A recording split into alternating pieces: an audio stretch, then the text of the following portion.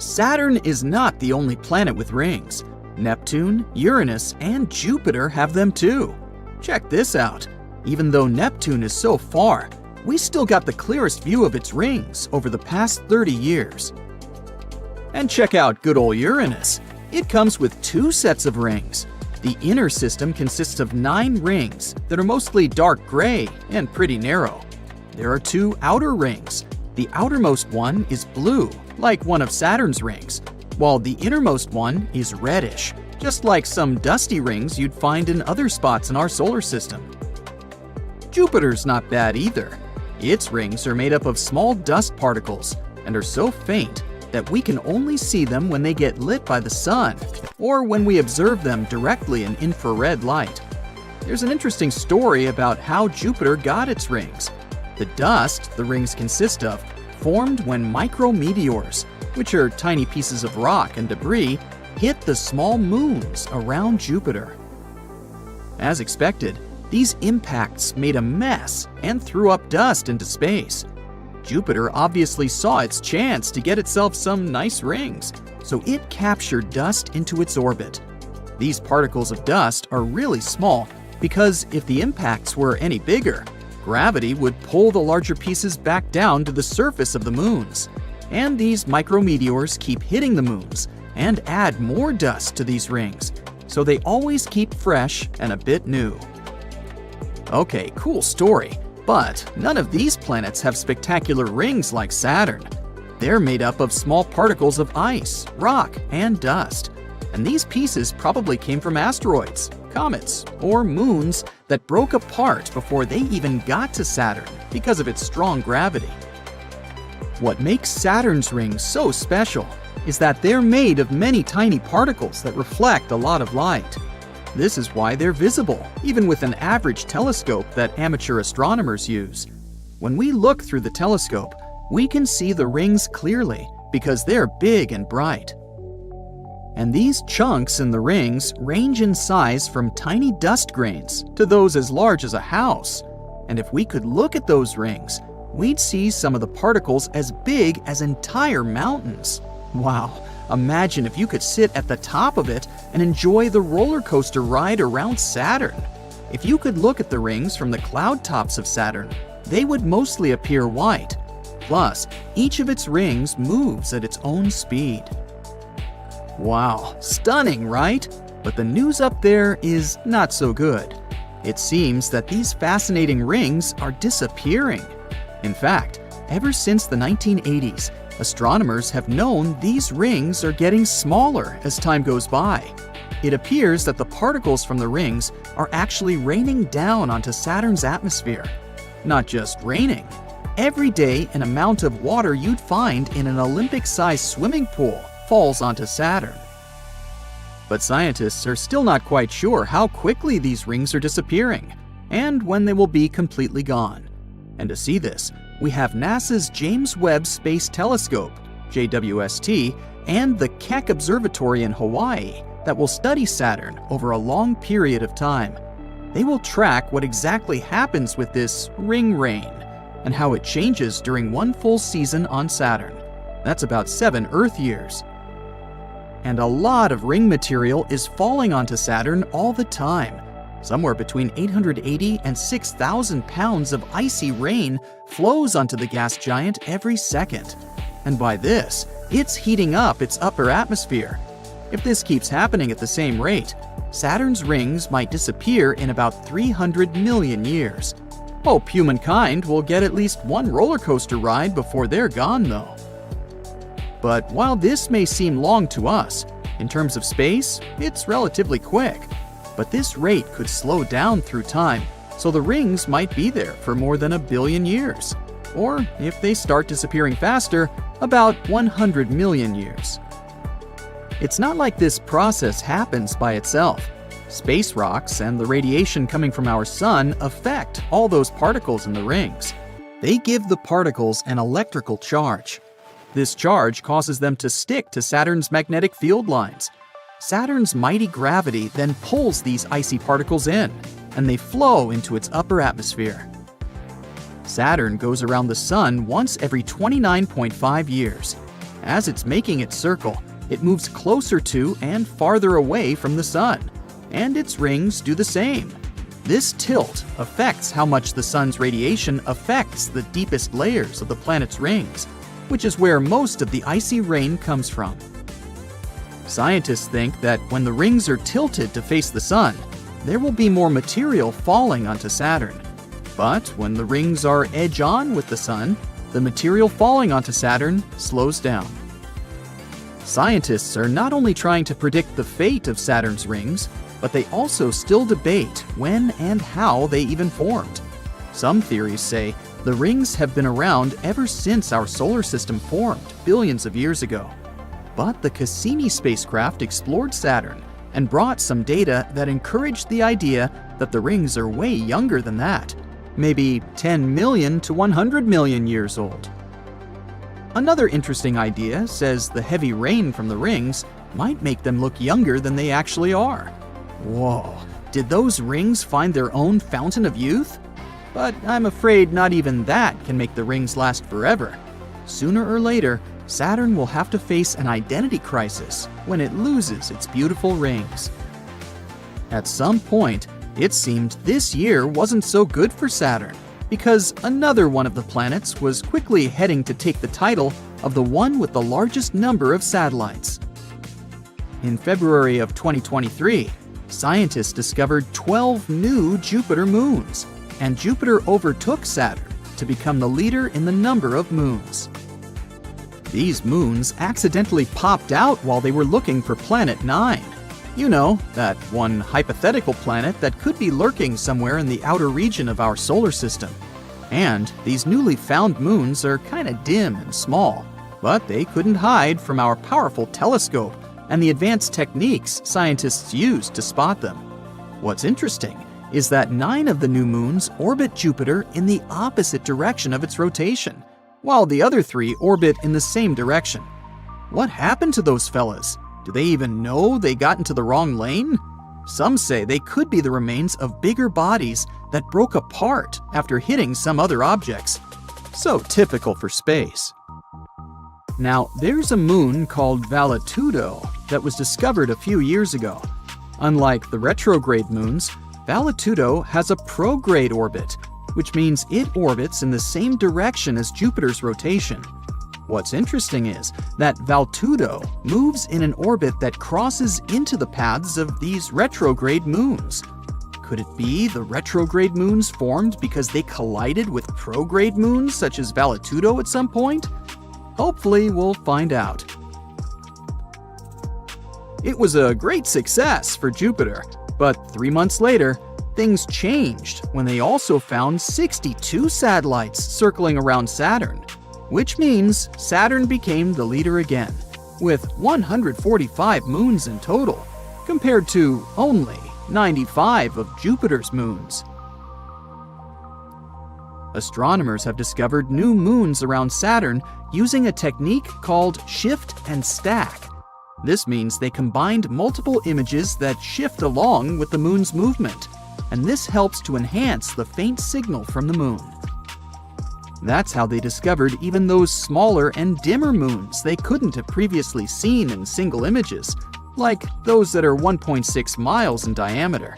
They needed to confirm these objects were moons and not some asteroids passing by, so they tracked them for a couple of years to see their orbits around Saturn.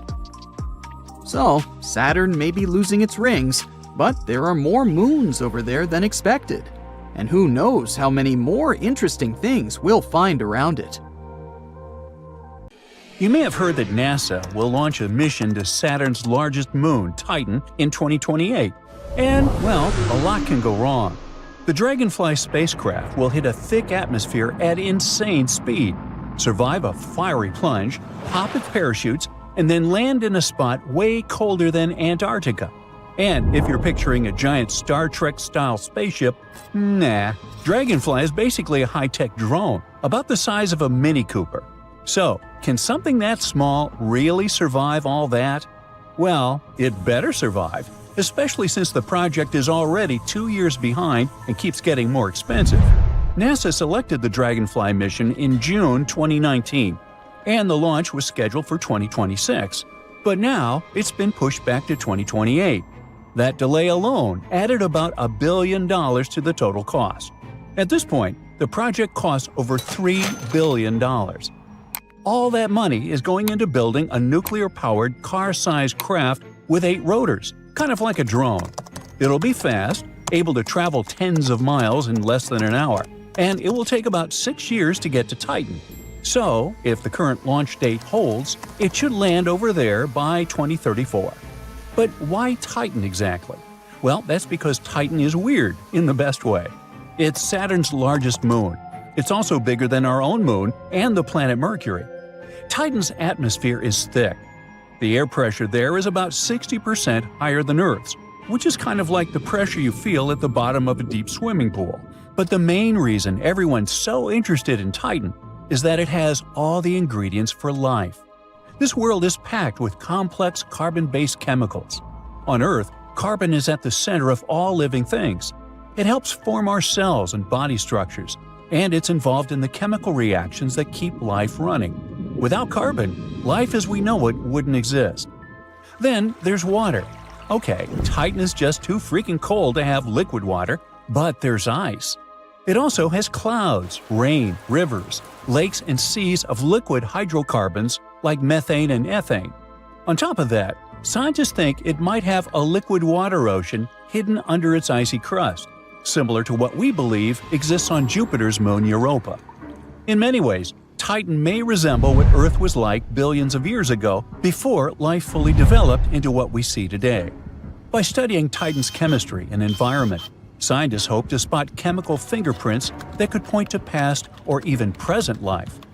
One of Dragonfly's main targets is the Selk impact crater. Scientists think something slammed into this area a few 100 million years ago, and that impact may have piled up the right ingredients for life in one spot. We're talking about a mix of carbon, plus hydrogen, oxygen, and nitrogen. Now, on paper, this mission sounds amazing. Send a flying robot to Titan to understand how life must have begun. But when you get into the details, you realize just how hard it is. Flying a drone in such a remote world is something relatively new and, honestly, a bit daunting. There's very little room for mistakes. So, over the last few years, scientists have been running all kinds of technical tests. And that's super important, because Dragonfly isn't just getting there and flying back. It's going to spend about 2.5 years operating and exploring different spots around Titan. And since the air there is much thicker than Earth's, Dragonfly's rotors won't behave the same way they do here. If you want to know whether it can lift off, stay steady, and steer properly, you can't just guess or use normal drone experience. You have to recreate Titan's air conditions here on Earth to see how the craft will fly over there.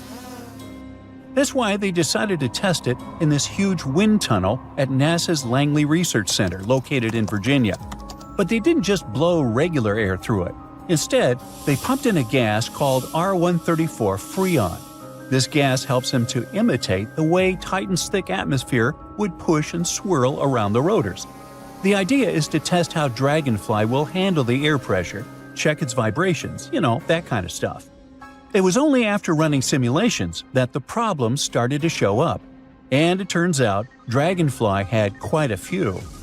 From the start, engineers knew the landing on Saturn's moon would be a huge challenge. On Mars, for example, spacecraft go through a fast, intense landing that NASA often calls the 7 minutes of terror. But on Titan, Dragonfly's descent and landing is expected to take much longer, around 2 hours. The descent will be really tough. As Dragonfly drops into Titan's atmosphere, it'll be sealed inside an aeroshell. It's basically a heat shield designed to handle the intense friction and heat during entry. NASA also designed parachutes that will deploy later and slow the spacecraft down bit by bit. These parachutes have to work for a long time, up to 110 minutes. But tests show that the aeroshell could wobble a lot or even start to tumble during that long stretch. So NASA had to adjust the parachutes to help keep the spacecraft stable. After that tough descent, we can all celebrate, right? Well, not yet.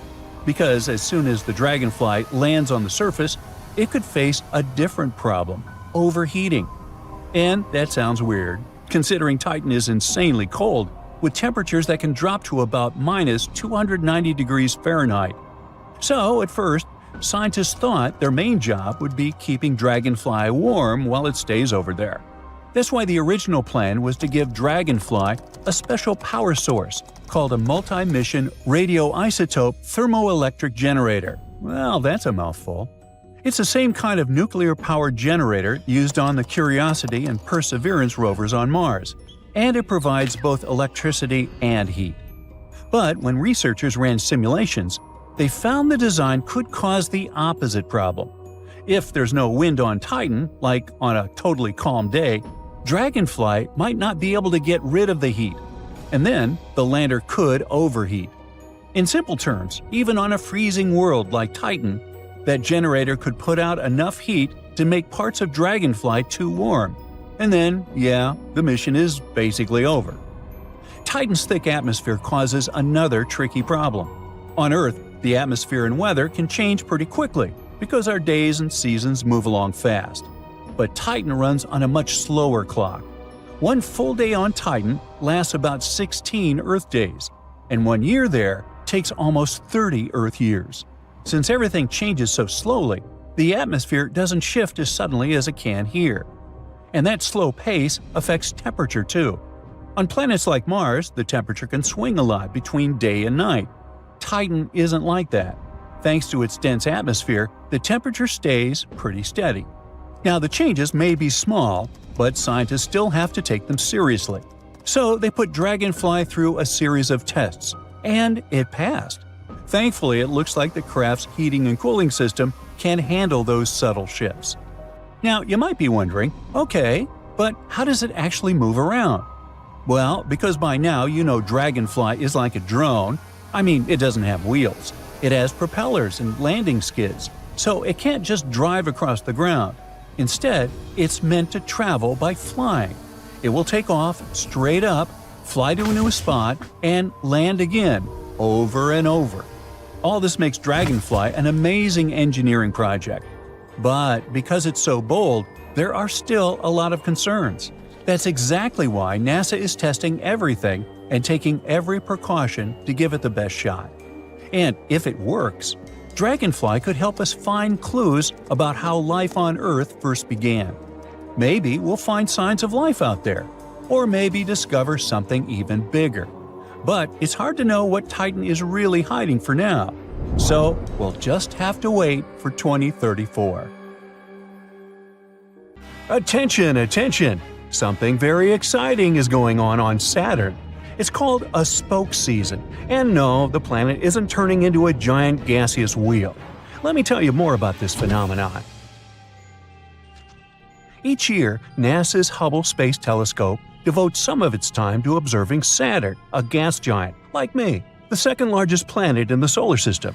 And this space body always has something new to surprise us with. For example, look at one of the latest images of the gas giant. See those smudgy spokes?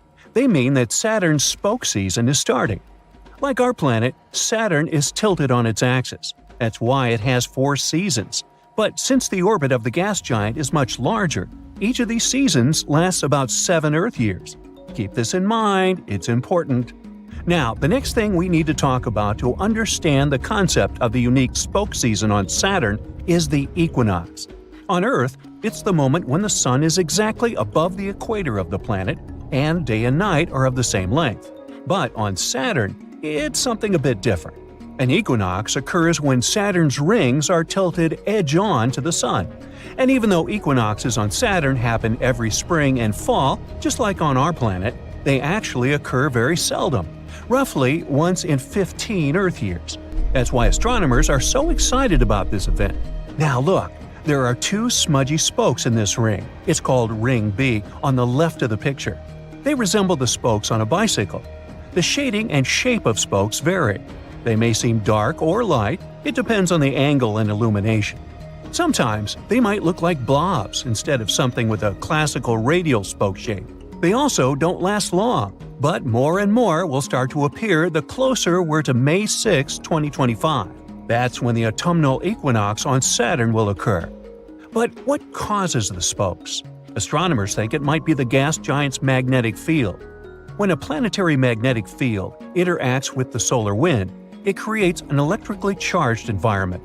On Earth, this results in northern lights, also called aurora borealis. And if we speak about Saturn, the tiniest icy ring particles might get charged too, and it probably temporarily levitates these particles above the larger boulders the rings consist of. For the first time, the spokes in Saturn's rings were spotted by NASA's Voyager mission. It happened in the early 1980s.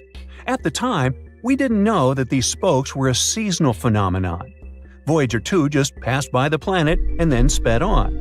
To figure out what these spokes were and how they functioned, astronomers needed a space telescope that could observe Saturn's rings from afar, like Hubble. The latest equinox on Saturn occurred in 2009. At that time, NASA's Cassini space probe was traveling around the gas giant. It sent many amazing images back to Earth. They quickly proved that the spokes weren't caused by gravitational interactions with Saturn or the influence of the gas giant's moons or small moonlets, which make up the planet's rings. It was the year 2005 when Cassini confirmed that the spokes were related to Saturn's magnetic field. That mission was finished in 2017. Now Hubble keeps its long-term monitoring of the changes on and around Saturn. Despite all the observations, astronomers still can't predict the beginning and duration of the spoke season. Luckily, Saturn's prominent rings are a perfect laboratory for studying this phenomenon. Because even though other gas giants in the solar system also have rings, those are not so visible, and scientists don't know whether spokes occur on those planets. But these spokes aren't the only exciting space phenomenon. Our solar system is a fascinating place, that's why. If you were standing at the Martian equator barefoot, your feet wouldn't get cold. The temperature there would feel like on a sunny spring day on Earth. But you'd have to wear a hat. At the height of your head, it would be freezing cold. Now Venus spins backward compared to most other planets in the solar system and the Sun itself. One of the explanations astronomers have come up with is a collision with some solid object, for example an asteroid, that happened in the past. Jupiter's moon Io has hundreds of volcanoes, which makes the satellite the most volcanically active object in the solar system. The moon also has a weird yellowish surface. It looks blotted and resembles a pepperoni pizza. Yum. Europa, one of Jupiter's 4 biggest moons, is covered in ice. This ice shell can be 10 to 15 miles thick. It also has some smooth patches, so if you're into ice skating, you would like it there. If you lump together all the known asteroids in the solar system, their total weight would still be smaller than 10% of the mass of our moon. Scientists believe that Mercury might still have a partially molten core. It could explain why Mercury has a magnetic field, even if it's just 1% as strong as Earth's. Mercury's core takes up around 42% of the planet's volume. Mercury also has wrinkles. When its iron core was cooling, the planet's crust contracted. It made the surface of the planet uneven. These wrinkles are called lobate scarps. The biggest of these scarps can be hundreds of miles long and up to a mile high. Uranus is the only planet in the solar system to rotate on its side. The reason might be an ancient mega-powerful collision with an Earth-sized object, but so far it's just a theory. Mars might get a set of rings of its own in the next 70 million years. Its largest moon, called Phobos, is orbiting closer and closer to the planet. One day, it's likely to get broken apart by the gravitational pull of the red planet and turn into a ring that can last for millions of years. I won't be around then, so I'll just take their word for it. Scientists think that the moon's surface has more craters than Earth's because it doesn't have so much natural activity going on. Winds, rains, earthquakes, and erosion keep altering the surface of our planet, but the moon has almost no weather to change its appearance. Saturn is the most flattened planet in the solar system. It's squished at the poles, and any point on the equator is about 4,000 miles farther from the center of the planet than the poles. The Hubble Space Telescope weighs almost as much as 2 male African elephants and is as long as a big school bus. Yeah, that's a launch I'd love to see. 2 elephants in a school bus. It's made almost 1.5 million observations since it was launched in 1990. Astronomers have used this data to write about 15,000 scientific papers. Everything on Earth and everything people can see in space with the help of telescopes is normal matter. It's made up of atoms and molecules and adds up to less than 5% of the universe. Almost 68% of the universe is dark energy, and the remaining 27% is dark matter. Does that really matter? As a matter of fact, it does. Saturn has a mysterious vortex swirling over the planet's south pole. The whole thing resembles an enormous hurricane-like storm, measuring almost 5,000 miles across. That's 2/3 the diameter of Earth. What confuses astronomers is that although the phenomenon looks like a hurricane, it doesn't behave like one. Saturn is also the only planet in the solar system that's less dense than water. In other words, if you found a bathtub huge enough to fit this gas giant, it would float there like a rubber duck. Earthquakes on the Moon don't occur as often as on our planet, but when they do, it happens closer to the center of the satellite. Scientists think moonquakes might be caused by the gravity of Earth and the Sun. One of Saturn's moons, Iapetus, has bizarre two-tone coloring. The difference between the moon's two hemispheres is great. One of them is light and the other is eerily dark. Scientists haven't figured out this mystery yet. Now, the only asteroid belt in the solar system astronauts know about is between Mars and Jupiter. There are thousands of asteroids in this area. They're irregularly shaped solid objects of different sizes, but all of them are way smaller than a planet. Scientists have analyzed the chemical content of some meteorites found in the Sahara Desert, Antarctica, and other places. Some of the rocks turned out to have a Martian origin. Others arrived from the Moon or the asteroid belt between Mars and Jupiter. Ooh, space rocks. So we can also say, space rocks. Yeah, we could say that. This planet is often called the jewel of the solar system, probably because of how beautiful it is and how exotic it looks with colorful rings surrounding it. You've probably already guessed that I'm talking about Saturn, the second largest planet in the solar system. And the question is, can Saturn be a failed star? Now, a failed star is composed of gas, but it can't sustain nuclear fusion reactions in its core because it's not massive enough. This type of star is often referred to as a brown dwarf. Such space bodies are close in size to Jupiter, the largest planet in our solar system, but brown dwarfs have a much greater mass.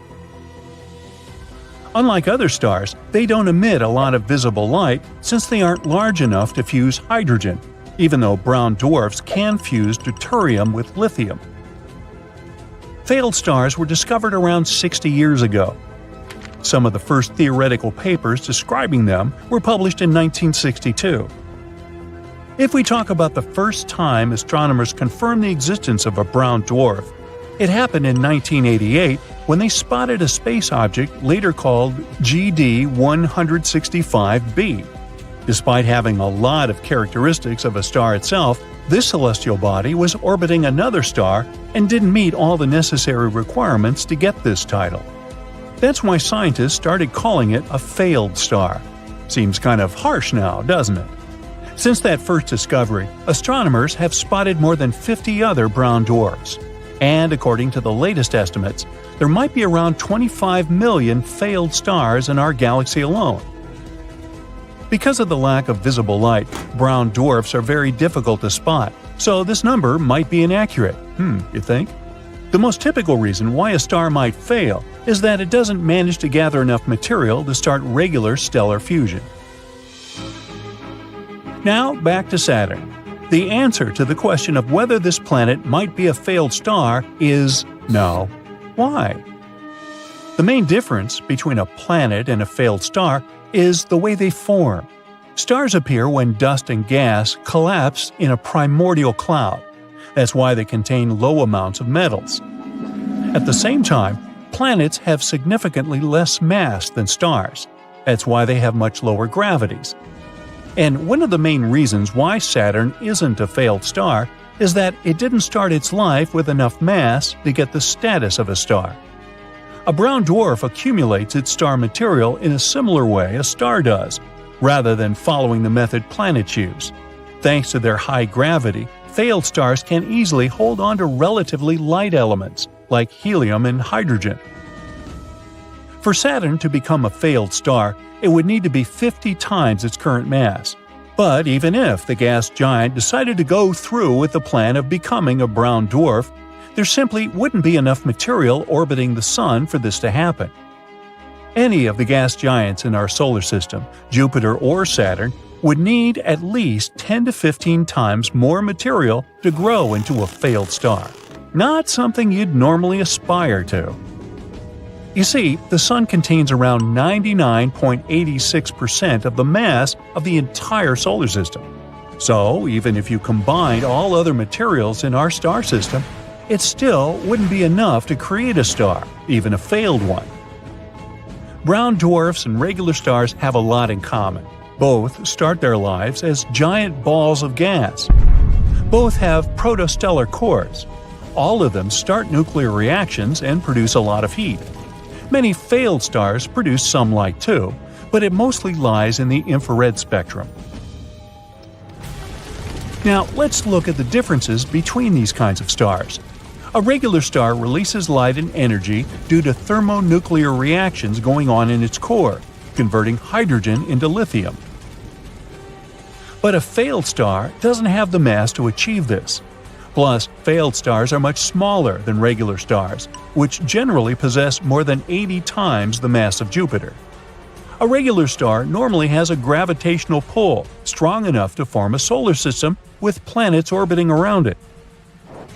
As for brown dwarfs, they often orbit other stars. There's only one known failed star with a planet orbiting it. And I'm curious, why did scientists call it a failed star? Seems sort of academically judgmental to me. Did it get an F on some exam? How about other labels? Disappointing star or came up short star? But I digress. Okay then, how about Jupiter? After all, this gas giant is larger than Saturn. In fact, it's the largest planet in the solar system. Plus, this planet and the Sun are basically made of the same stuff. Both are mostly composed of hydrogen and helium with traces of other chemicals and elements. But the Sun is over 1,000 times the mass of Jupiter.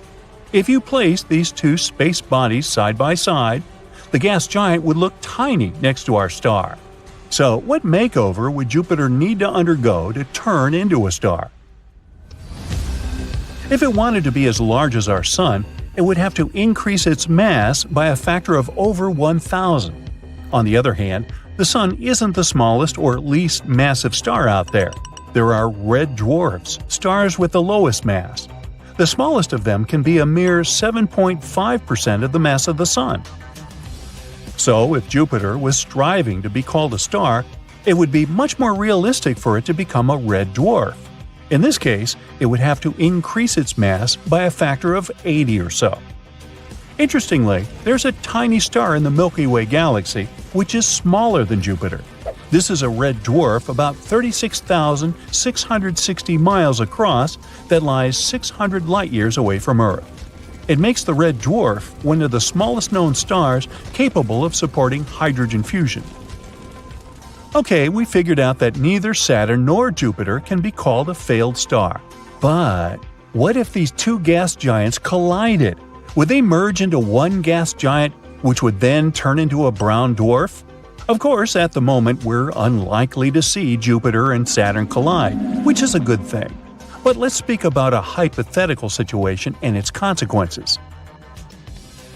So, some time ago, scientists were sure that Saturn and Jupiter played similar games. At some point in the past, both planets reached the stage where they needed to vacuum up tremendous amounts of material in a relatively short period of time. But apparently, Jupiter got luckier in the process. Still, according to some studies, Saturn never had a running chance. You see, the critical threshold where a planet can gain a huge amount of hydrogen and helium is about 100 times the mass of our planet. And Jupiter indeed easily beats it, which might mean that it managed to acquire the lion's share of material in the outer solar system before the Sun blew it away. Uranus and Neptune turned out to be far too small to take part in this race for power. As for Saturn, it's right in the transition zone. Had it been a bit bigger, it could have probably competed with Jupiter for the title of the largest planet in the solar system. But instead of fighting its main competitor, Saturn got stuck. It grew large enough to attract a significant amount of hydrogen and helium with the help of its gravitational pull.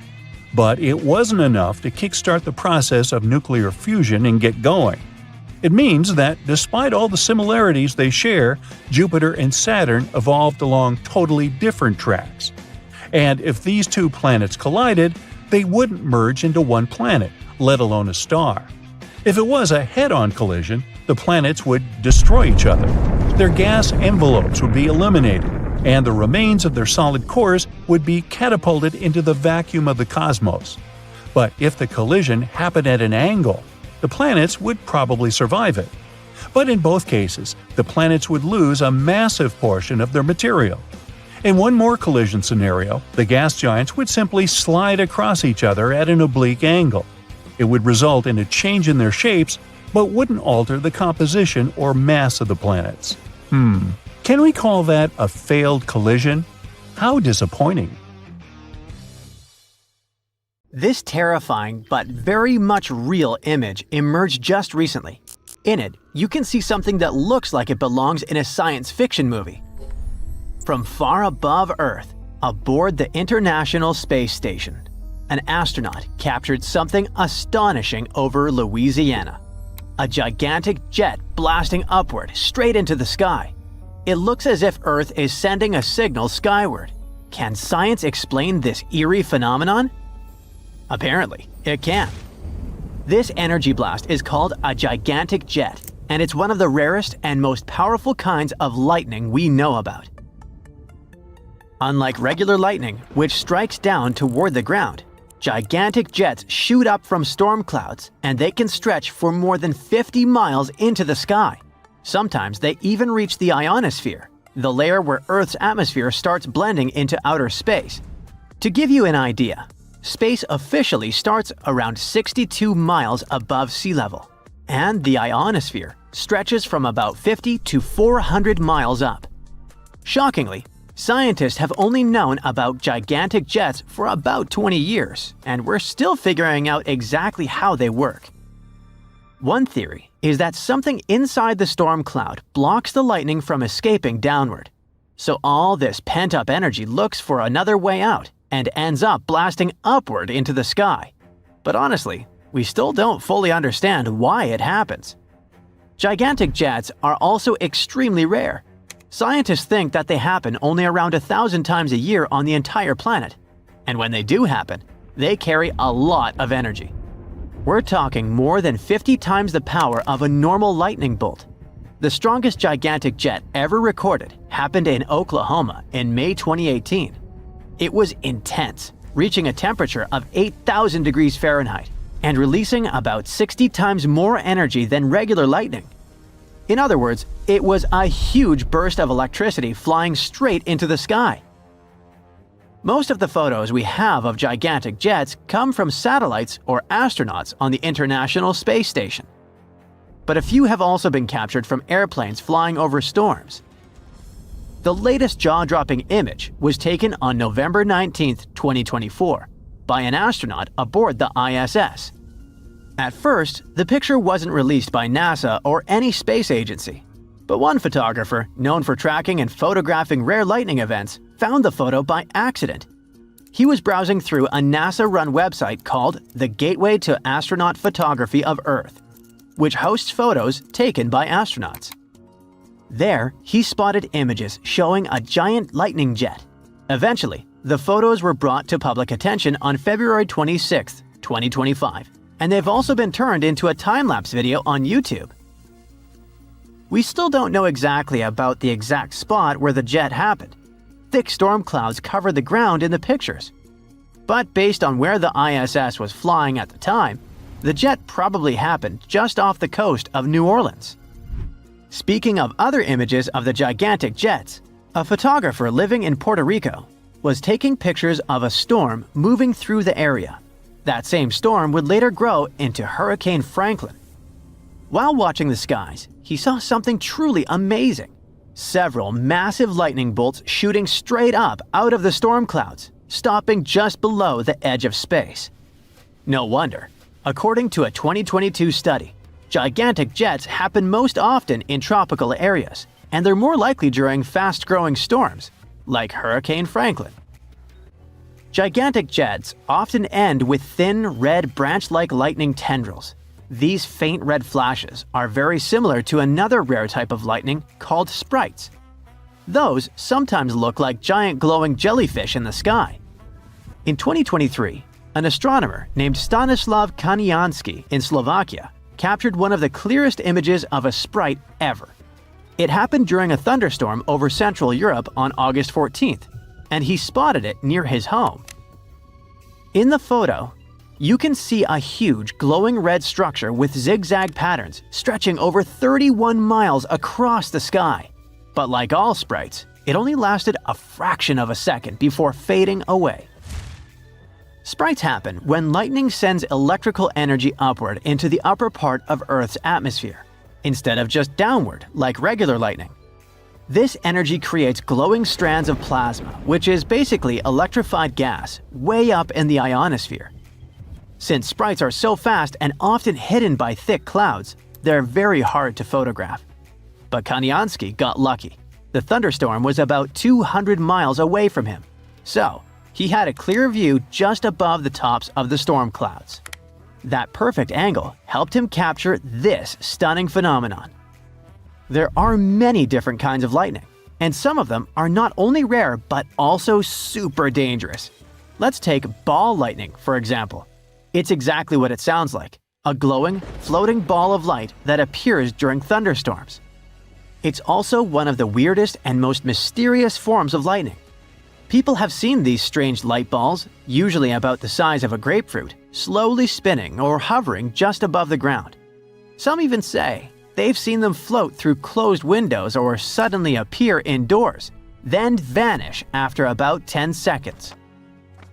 For hundreds of years, no one really knew what caused ball lightning. Scientists had no explanation, and most sightings were based on eyewitness stories. Then, in 2012, someone finally managed to capture ball lightning on camera. Since then, different ideas have come up to explain what ball lightning really is.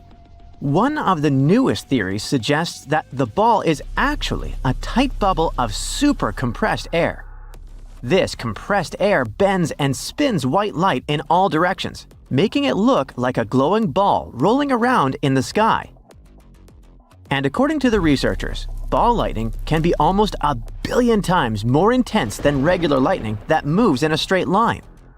Then there are elves.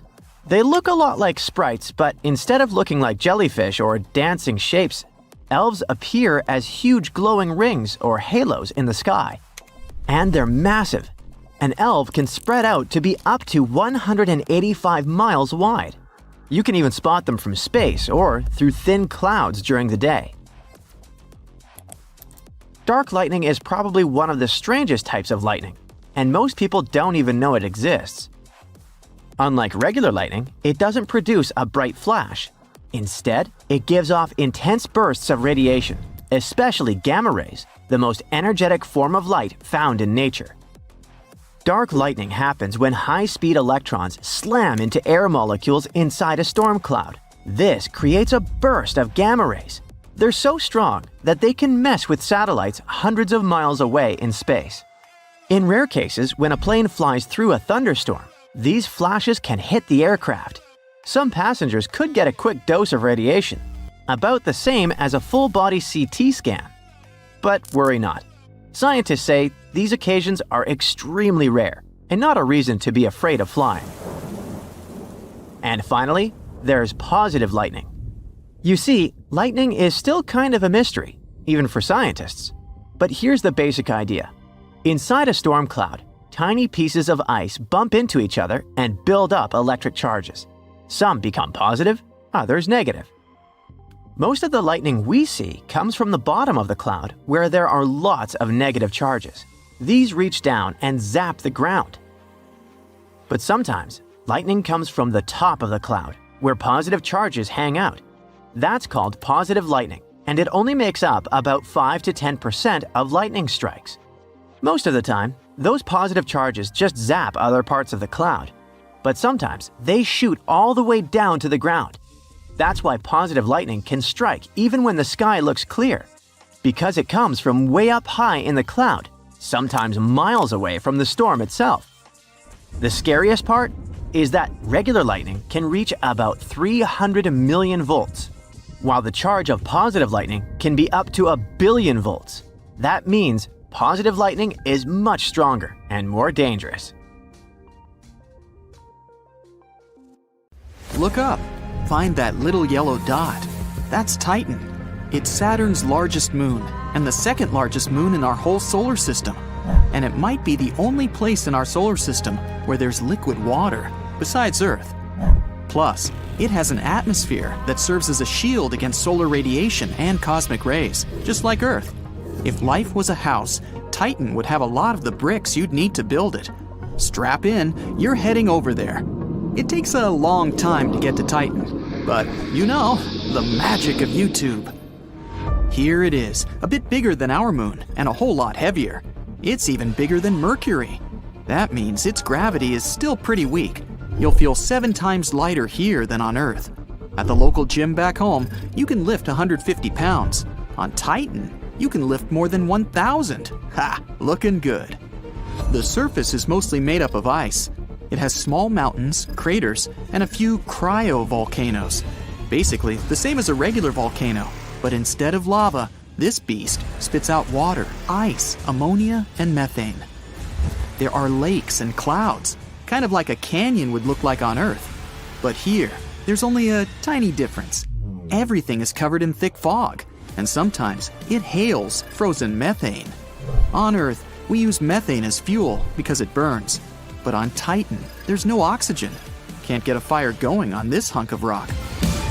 No oxygen means you need to put on an oxygen mask, but you don't have to wear a whole spacesuit like on our moon. Titan has a stronger atmosphere. But you packed a sweatshirt, right?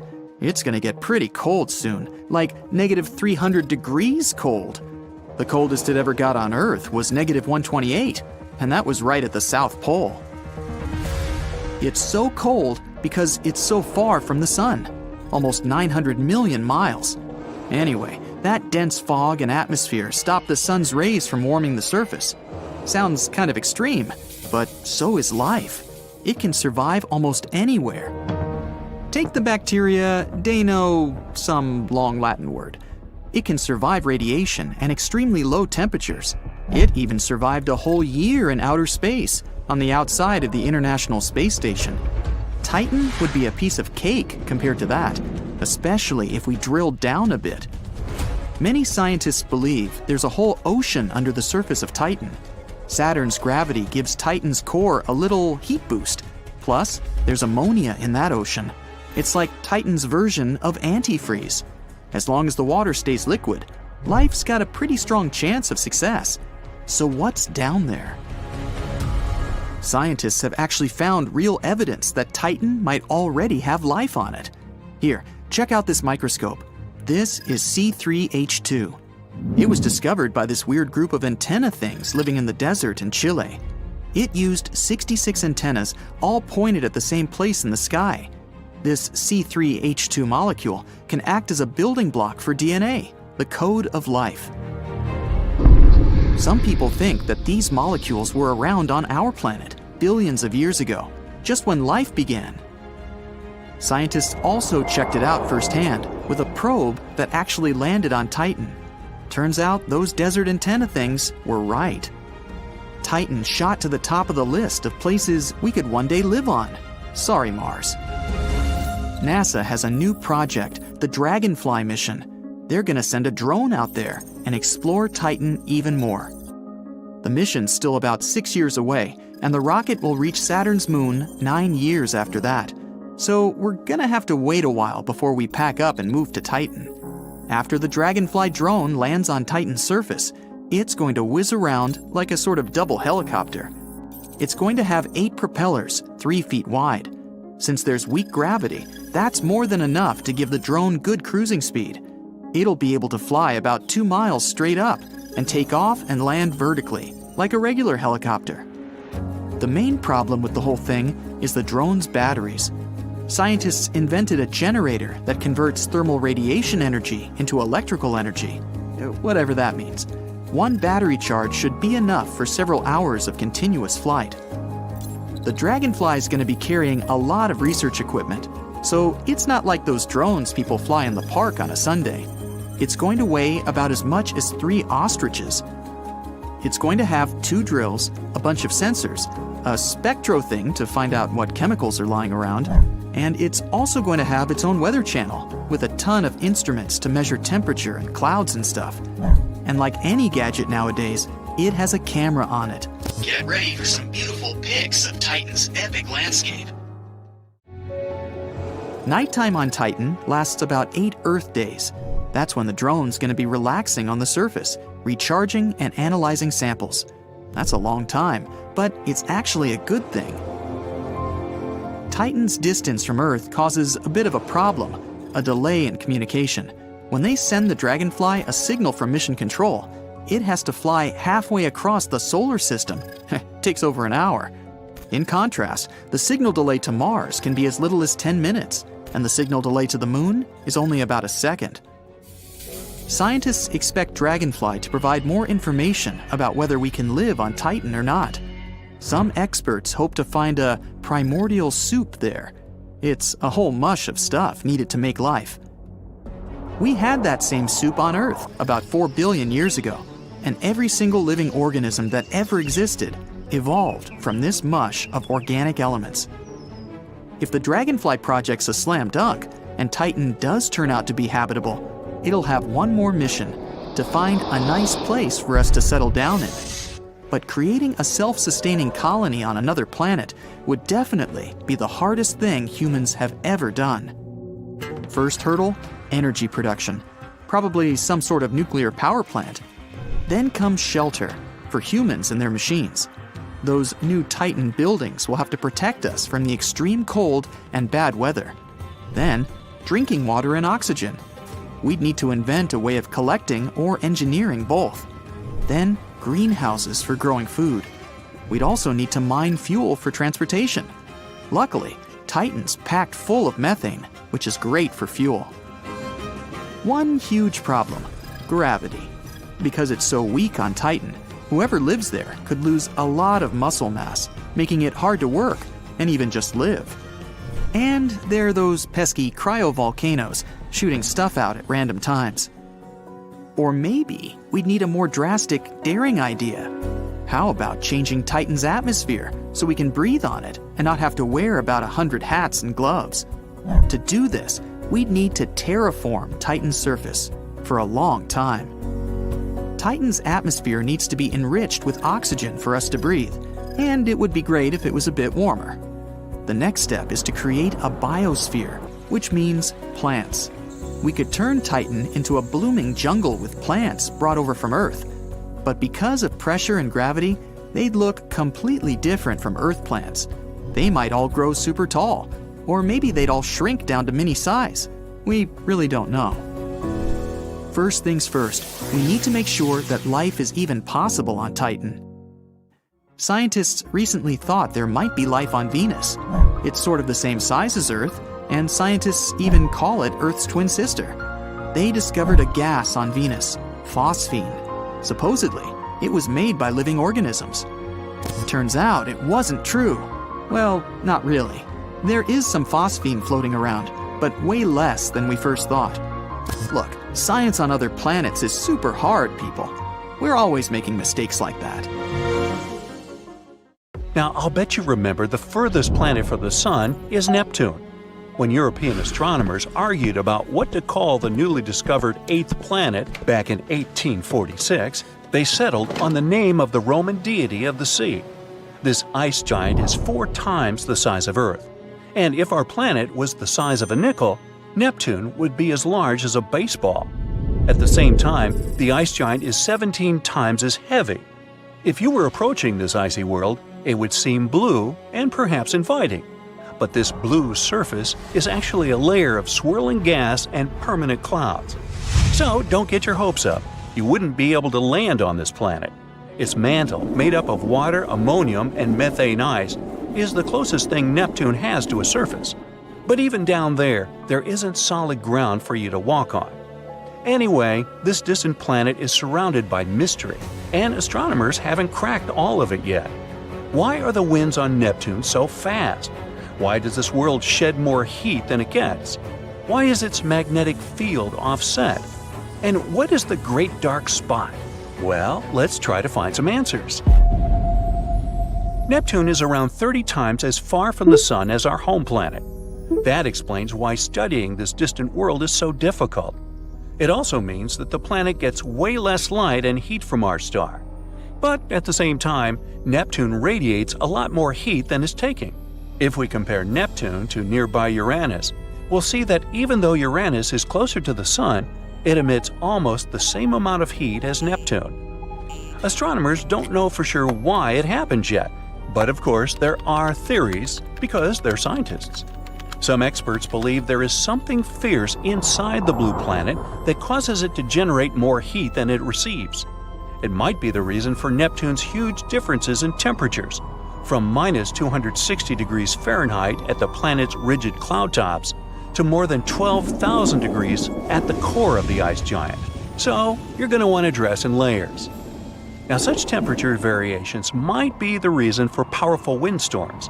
Their speed can reach 1,200 miles per hour. For comparison, the most powerful winds on Earth move at a speed of 250 miles per hour.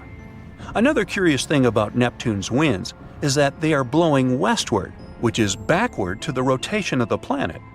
A study published in 2013 supposed that the winds on Neptune would appear in thin layers no more than 600 miles thick. Such a shallow depth might mean that condensing and evaporating moisture could produce those crazily fast air currents. Then there's the issue of Neptune's magnetic field being offset. If you were to overlay a magnet on this planet, it wouldn't line up with the center. Astronomers aren't sure why it happens. Magnetic fields are produced by moving currents, and all the planets, including Earth, are believed to have some conductive material moving in their bellies. But with Neptune's belly, it's a bit different. Its magnetic field is tilted at 47 degrees to the planet's rotation, which means that the rotation and magnetism aren't aligned inherently. And don't forget about the Great Dark Spot. No, I'm not talking about the most massive storm in the solar system. That one is called the Great Red Spot and is located on Jupiter. I mean a corresponding spot on Neptune discovered by Voyager 2 in 1989. In 1995, the Hubble Space Telescope turned its eye on Neptune, but disappointingly, by that time, the spot had already mysteriously vanished, and scientists have no idea how exactly it disappeared. But guess what? Another dark spot has been found on the ice giant.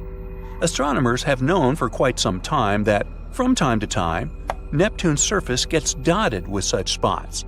These bizarre discolorations have been linked to high-pressure areas, coming and going over the course of a few years. But no one has seen a dark spot forming until recently. Since then, astronomers have been observing the birth of dark spots quite regularly. Now they have a much better idea of where and when these huge vortices might form. Now, despite assumptions, astronomers once thought Neptune was a boring, featureless world. The ice giant has a hyperactive atmosphere. It's turbulent, with cloud ripples and severe storms. Plus, this planet has a ring system. Disappointingly, those rings are not distinct hula hoops circling Neptune, like those of Saturn. The ice giant's rings are weirdly chunky and contain gobs of material that form arcs in the outer ring. Astronomers explain that these clumps are actually places where loads of ring particles are stuck together. What it means is still unclear. But my favorite thing about Neptune is this one. Astronomers believe that deep inside the planet, there might be a layer where it rains diamond crystals. Intense pressure and temperature inside Neptune break methane molecules apart, releasing carbon.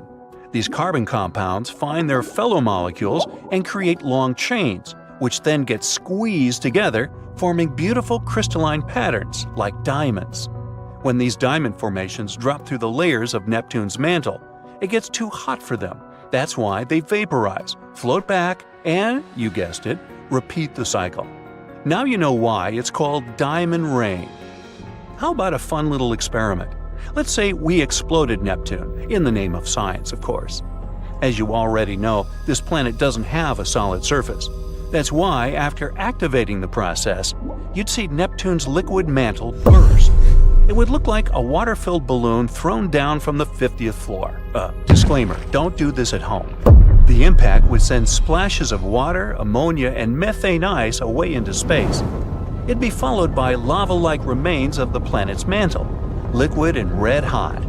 And then there would be a hurricane of solid rocks. That's what would be left from Neptune's solid core made up of iron and other metals. Okay, let's put this pretty ice giant back together.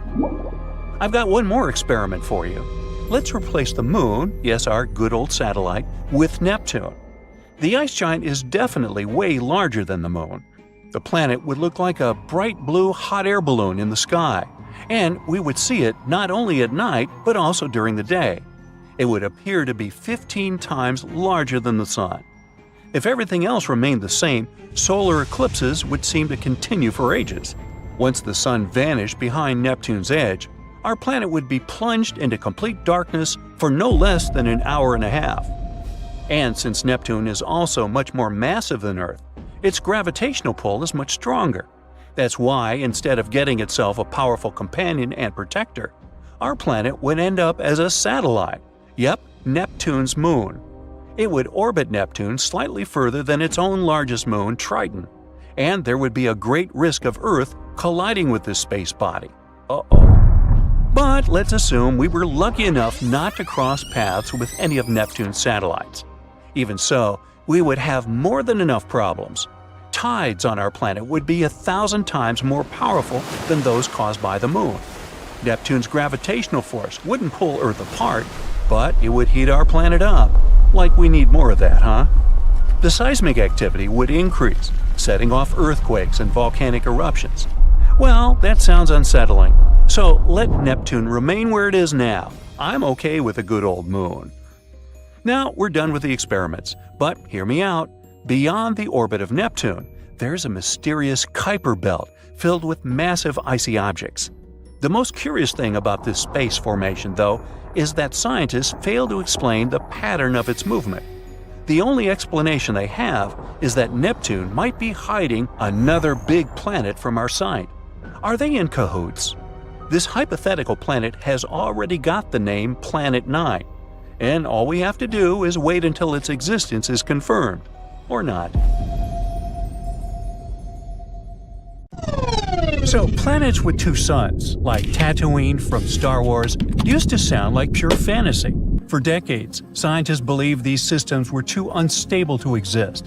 Two stars tugging at a planet should fling it into space or drop it into one of the suns. Except, it turns out that nature didn't get the memo.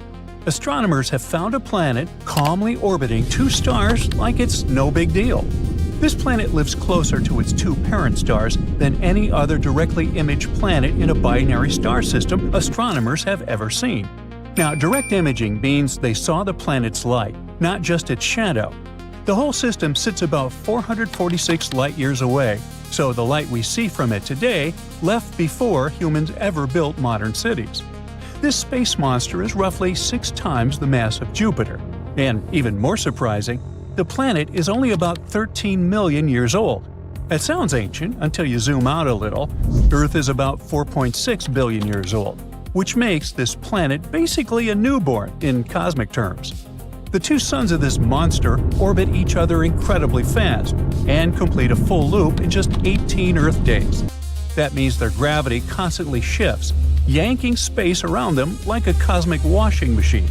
Even so, the planet stays locked in its path, so it takes it 300 Earth years to finish a single orbit. So nobody fully understands how this planet formed in the first place. When two stars orbit each other this closely, their gravity usually tears apart planet-forming material before anything big can take shape. Scientists have only found a few dozen planets like this so far, and that's nowhere near enough to piece together the full story. To solve the mystery, they need more data. Now, another cool find that still needs more research is a planet so stretched by gravity that it looks like a lemon, not a sphere. This planet is nothing like the calm blue and green worlds we see in space movies. It orbits a pulsar, which is basically a star's corpse. When a massive star expires, it collapses into an ultra-dense object that spins insanely fast and blasts radiation like a cosmic lighthouse. Being near one of those means game over for anything solid. And yet, this planet hangs on, barely. The gravity stretches it, pulling harder on the side facing the pulsar than the far side, like cosmic taffy. And here's where it gets extra unsettling. When scientists analyzed this planet's atmosphere, they didn't find water or oxygen. They found helium and pure carbon. No clouds, no oceans, no chance of life. According to everything we know about planet formation, this world shouldn't exist at all. So it might not be a planet in the normal sense. It could be the exposed core of a star that got shredded, leaving behind something stuck between planet and stellar corpse. That's a pretty scary trend. The line between planets and stars keeps getting blurry. And speaking of scary, meet this guy. This system lives around two red dwarf stars. These two stars orbit each other at a distance similar to how far Jupiter sits from the Sun. Scientists found two Earth-sized planets and a third possible one squeezed right up next to the stars. One planet completes a full year in just over 2 days. Another takes about 3.5 days. The candidate planet orbits even faster. To put that in perspective, these planets sit less than 2 million miles from their star. The Moon sits about 250,000 miles from Earth. So yeah, these worlds are close.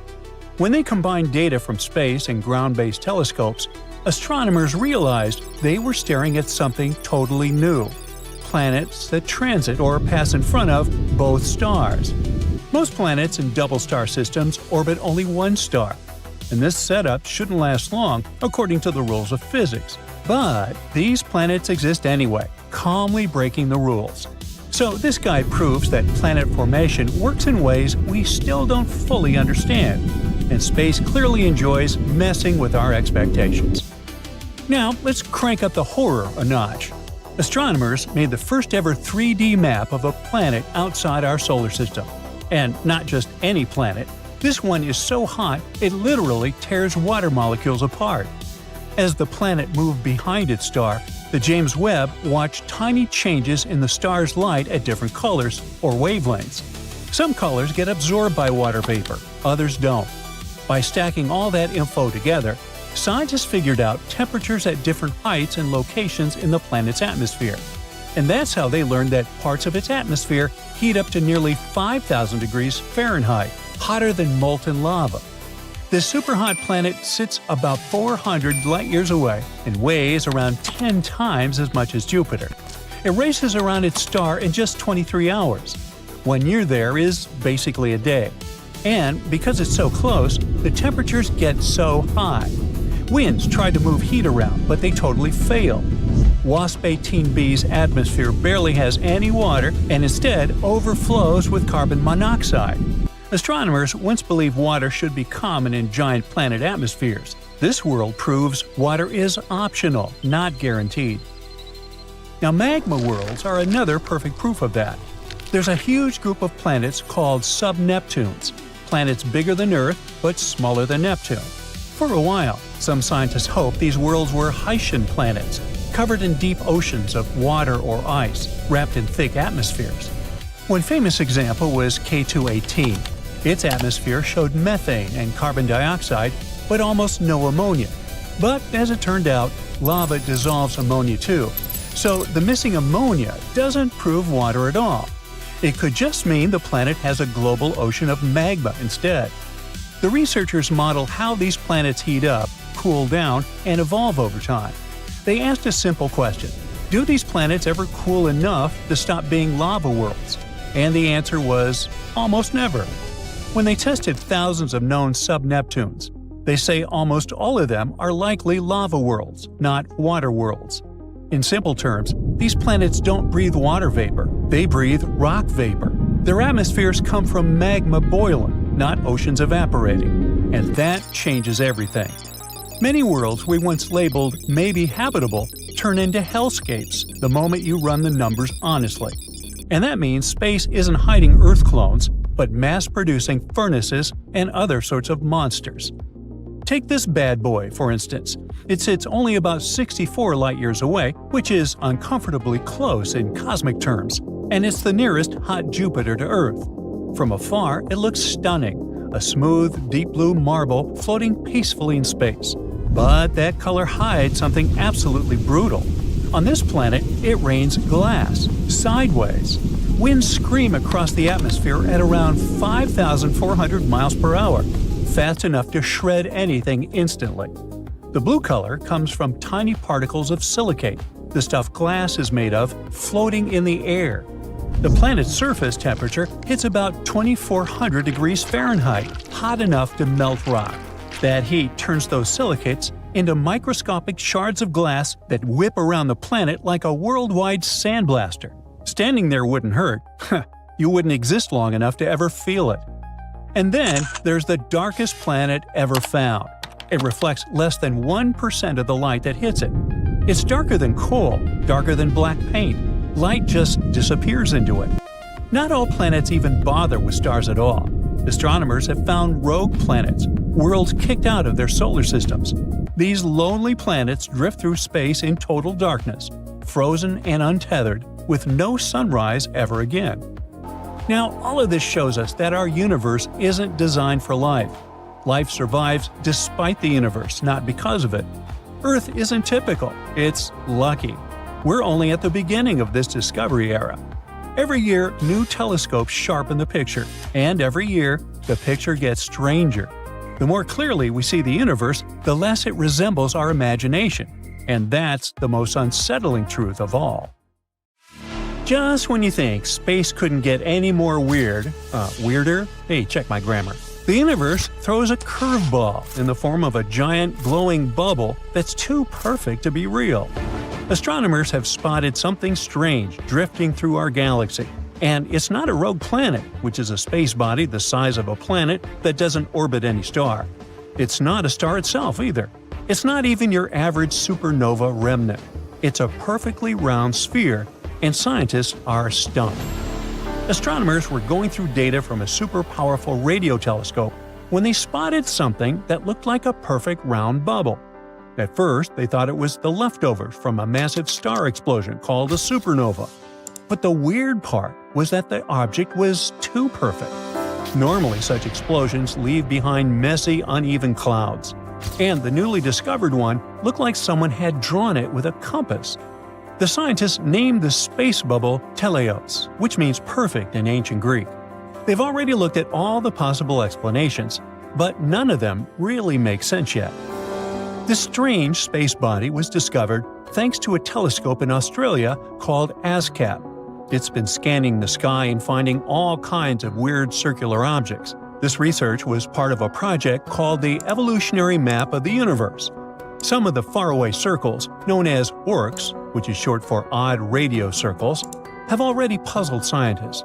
But this one is different because it's inside our own galaxy. At the same time, even though Telios is technically closer to us, scientists can't quite figure out how close it is. And that's making it harder to understand where it came from or how it formed.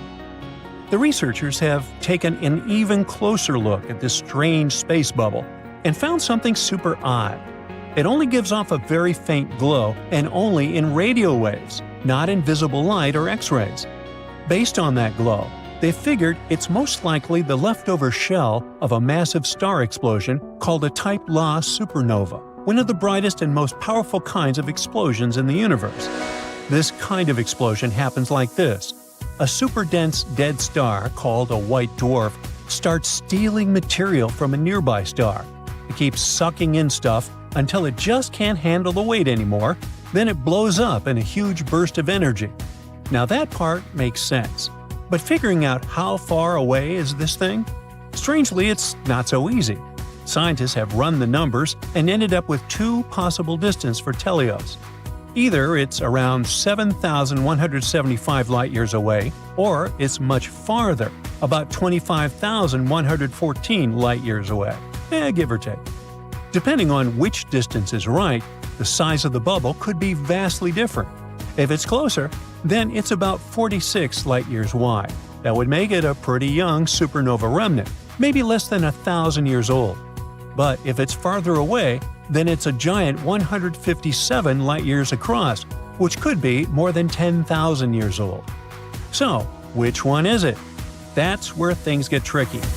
Scientists have models that tell us how these supernova leftovers should behave.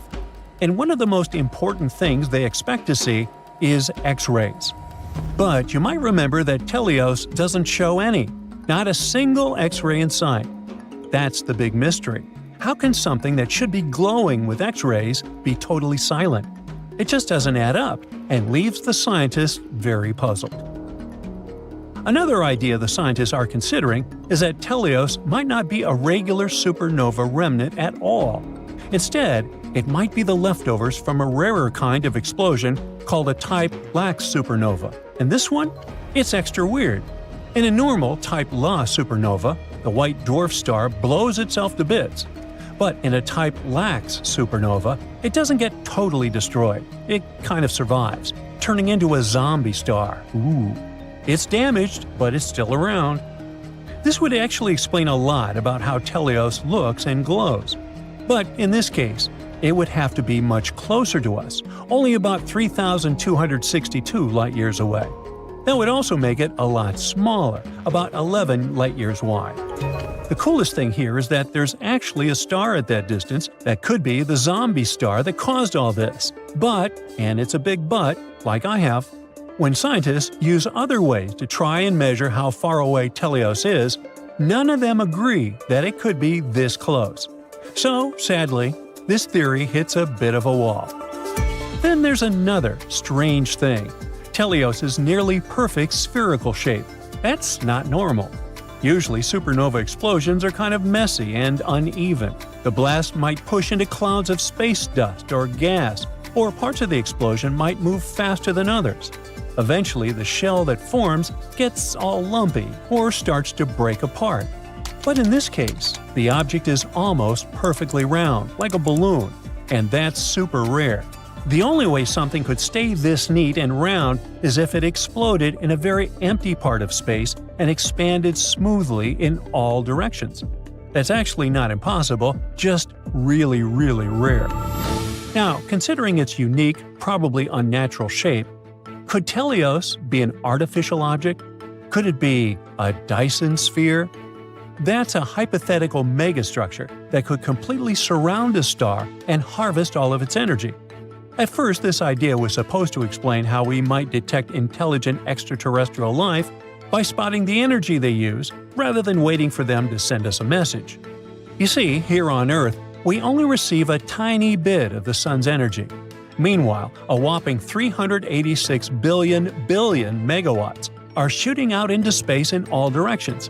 Not to waste such a giant amount of energy, a civilization could build a Dyson sphere, or more realistically, a Dyson swarm, loads of solar panels orbiting the star.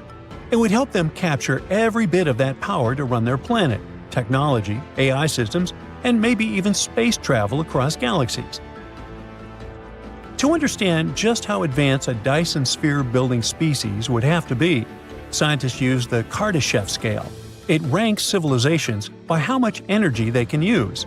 Type 1 can use all the energy available on their home planet. Spoiler, we're not even there yet. Type 2 can harness all the energy from their star. That's the Dyson sphere level. Type 3 can use energy from an entire galaxy. Think Dyson spheres around every star and even extracting energy from black holes. Right now, Earth's civilization ranks about Type 0.7449, give or take. That means that we haven't even maxed out the energy available to us on Earth, including fossil fuels, renewables, and nuclear power. We're still taking baby steps on this cosmic scale. Anyway, the problem with the theory that our perfectly shaped object could be a Dyson sphere is that this example of super advanced technology would give off heat. In other words, there would be thermal infrared radiation, and the object would be unusually bright in the infrared.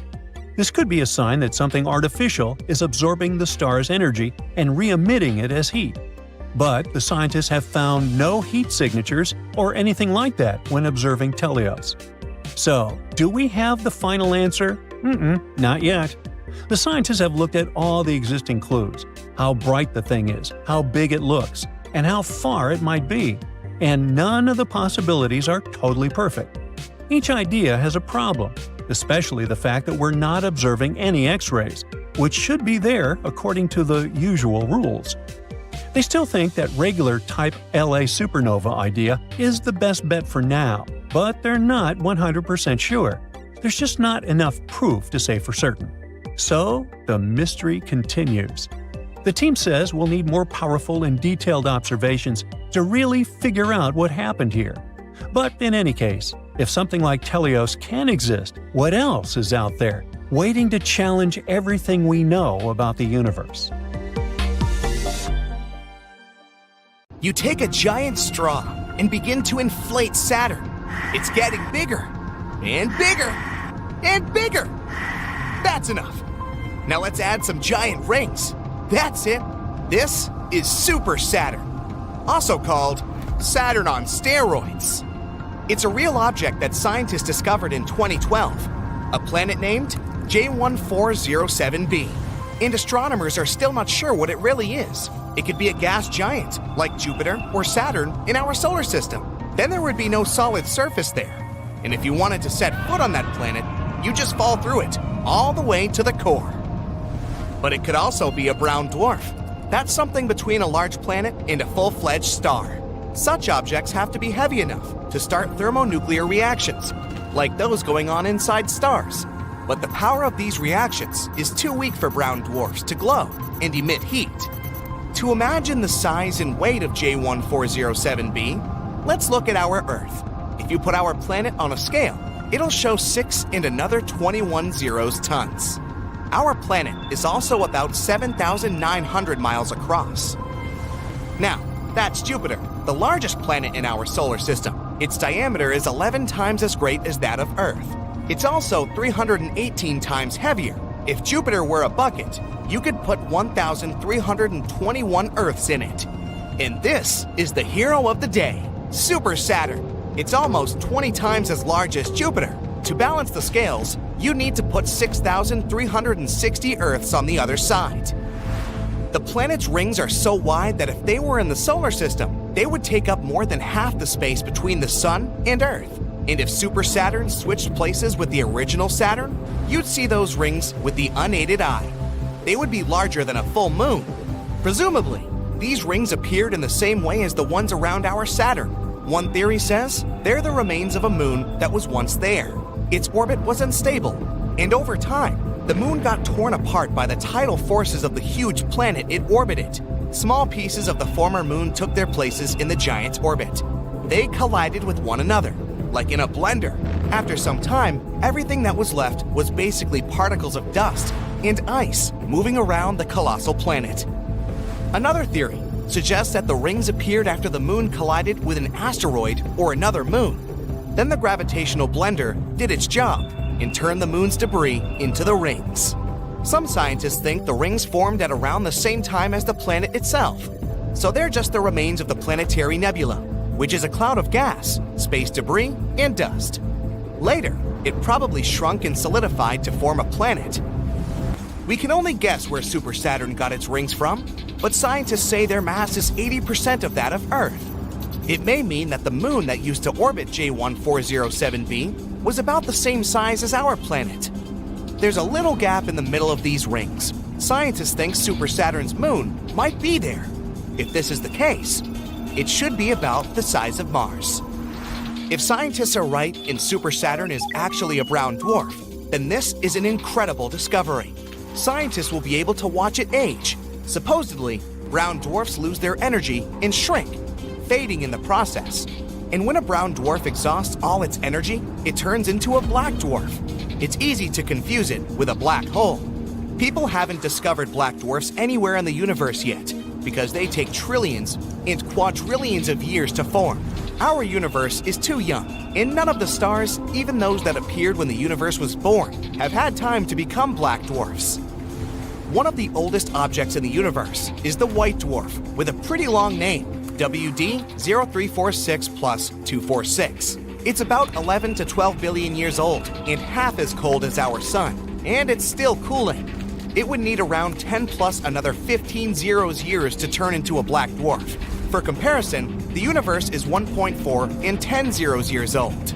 Scientists believe that a black dwarf will exist for about 10 plus 25 zeros years, feeding on dark matter.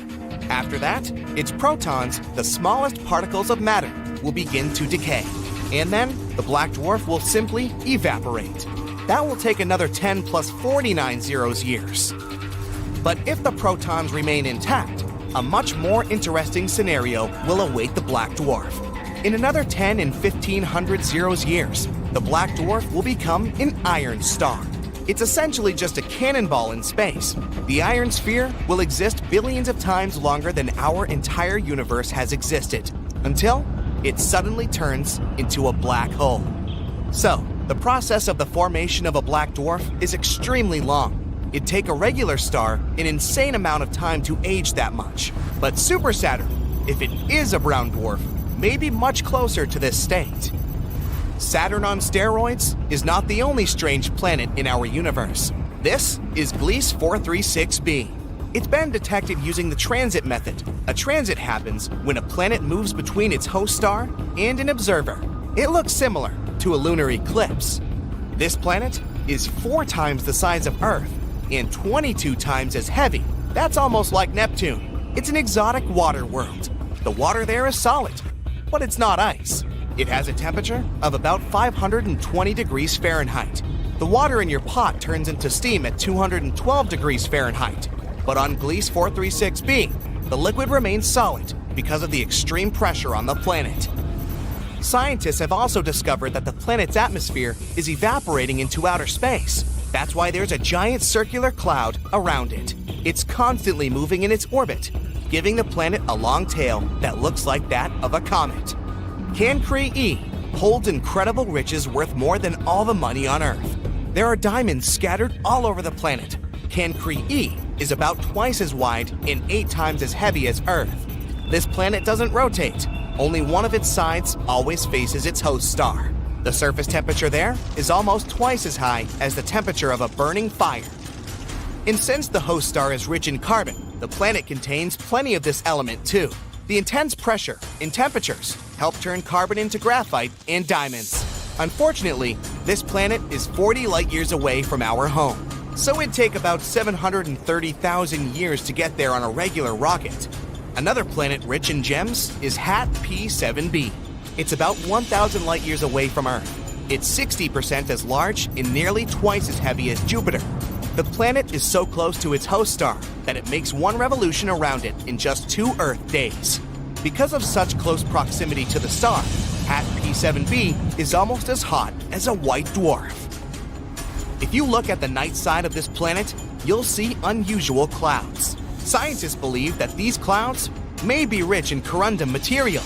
This is the very substance that forms rubies and sapphires, so it's likely to rain very expensive and beautiful gems there. WASP 12b is one of the darkest planets ever discovered. Only one of its sides faces its host star. The planet's surface is so dark that it eats up about 94% of all visible light, so it looks a lot like a black hole. The host star heats up the planet so much that the material there continuously evaporates. Then the star's strong gravity pulls this cloud toward itself, forming a disk. But TRES-2b is the champion. It's the darkest planet known to people. It absorbs 99% of the light coming from its star, which means it consumes more light than a piece of coal. 1% of the remaining light looks red as it gets reflected by this gas giant. From afar, this planet looks very evil. One of the oldest planets in the universe is PSR B1620 26b. It's about 12.7 billion years old. This means that it formed about 1 billion years after the Big Bang. The planet is so old that its 2 host stars have had time to evolve. One is a white dwarf. The other is a pulsar that makes almost 100 revolutions per second. Sunrises on this planet must be stunning. Right now, this star system is moving toward a dense cluster of stars. This is likely to lead to a stellar collision, so the fate of this planet is unknown. Kepler 438b is one of the most Earth-like planets. It's only 12% larger and is in the habitable zone of its host star, not too close and not too far away. It's a sweet spot where water doesn't evaporate because of the heat and doesn't turn into ice because of the cold. This planet might host life on its surface. In the future, it may also become a new home for humanity, but it would take people about 470 years to get to this planet, even if we traveled at the speed of light, which is impossible due to the laws of physics. Consider now Enceladus, Saturn's icy moon, one of the most promising places to look for life outside Earth. Scientists have just detected the last one of the 6 necessary ingredients for its formation, phosphorus. This rarest element has been discovered in an ocean on Enceladus. This rare element helps make the soil fertile on Earth. But the concentration of this mineral in the hidden seas on the distant moon might be from 100 to 1,000 times greater than in the oceans of our home planet.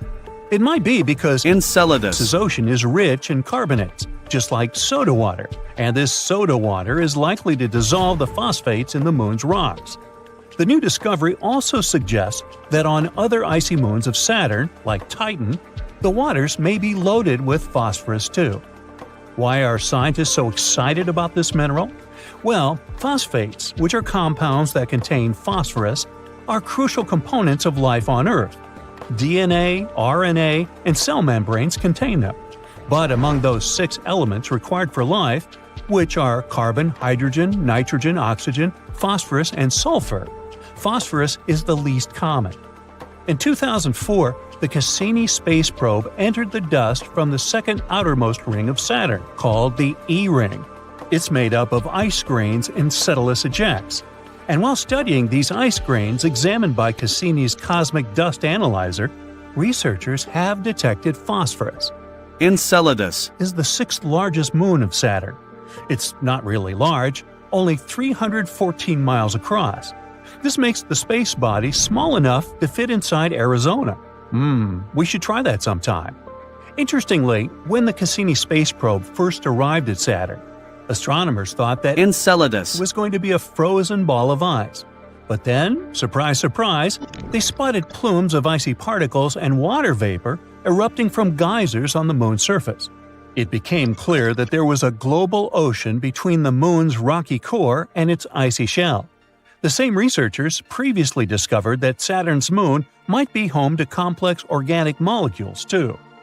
Before, scientists thought phosphates could be trapped within the rocky cores of Enceladus and similar worlds. That's why the newest works, which hint that phosphates might also be abundant in the ocean, came as a surprise.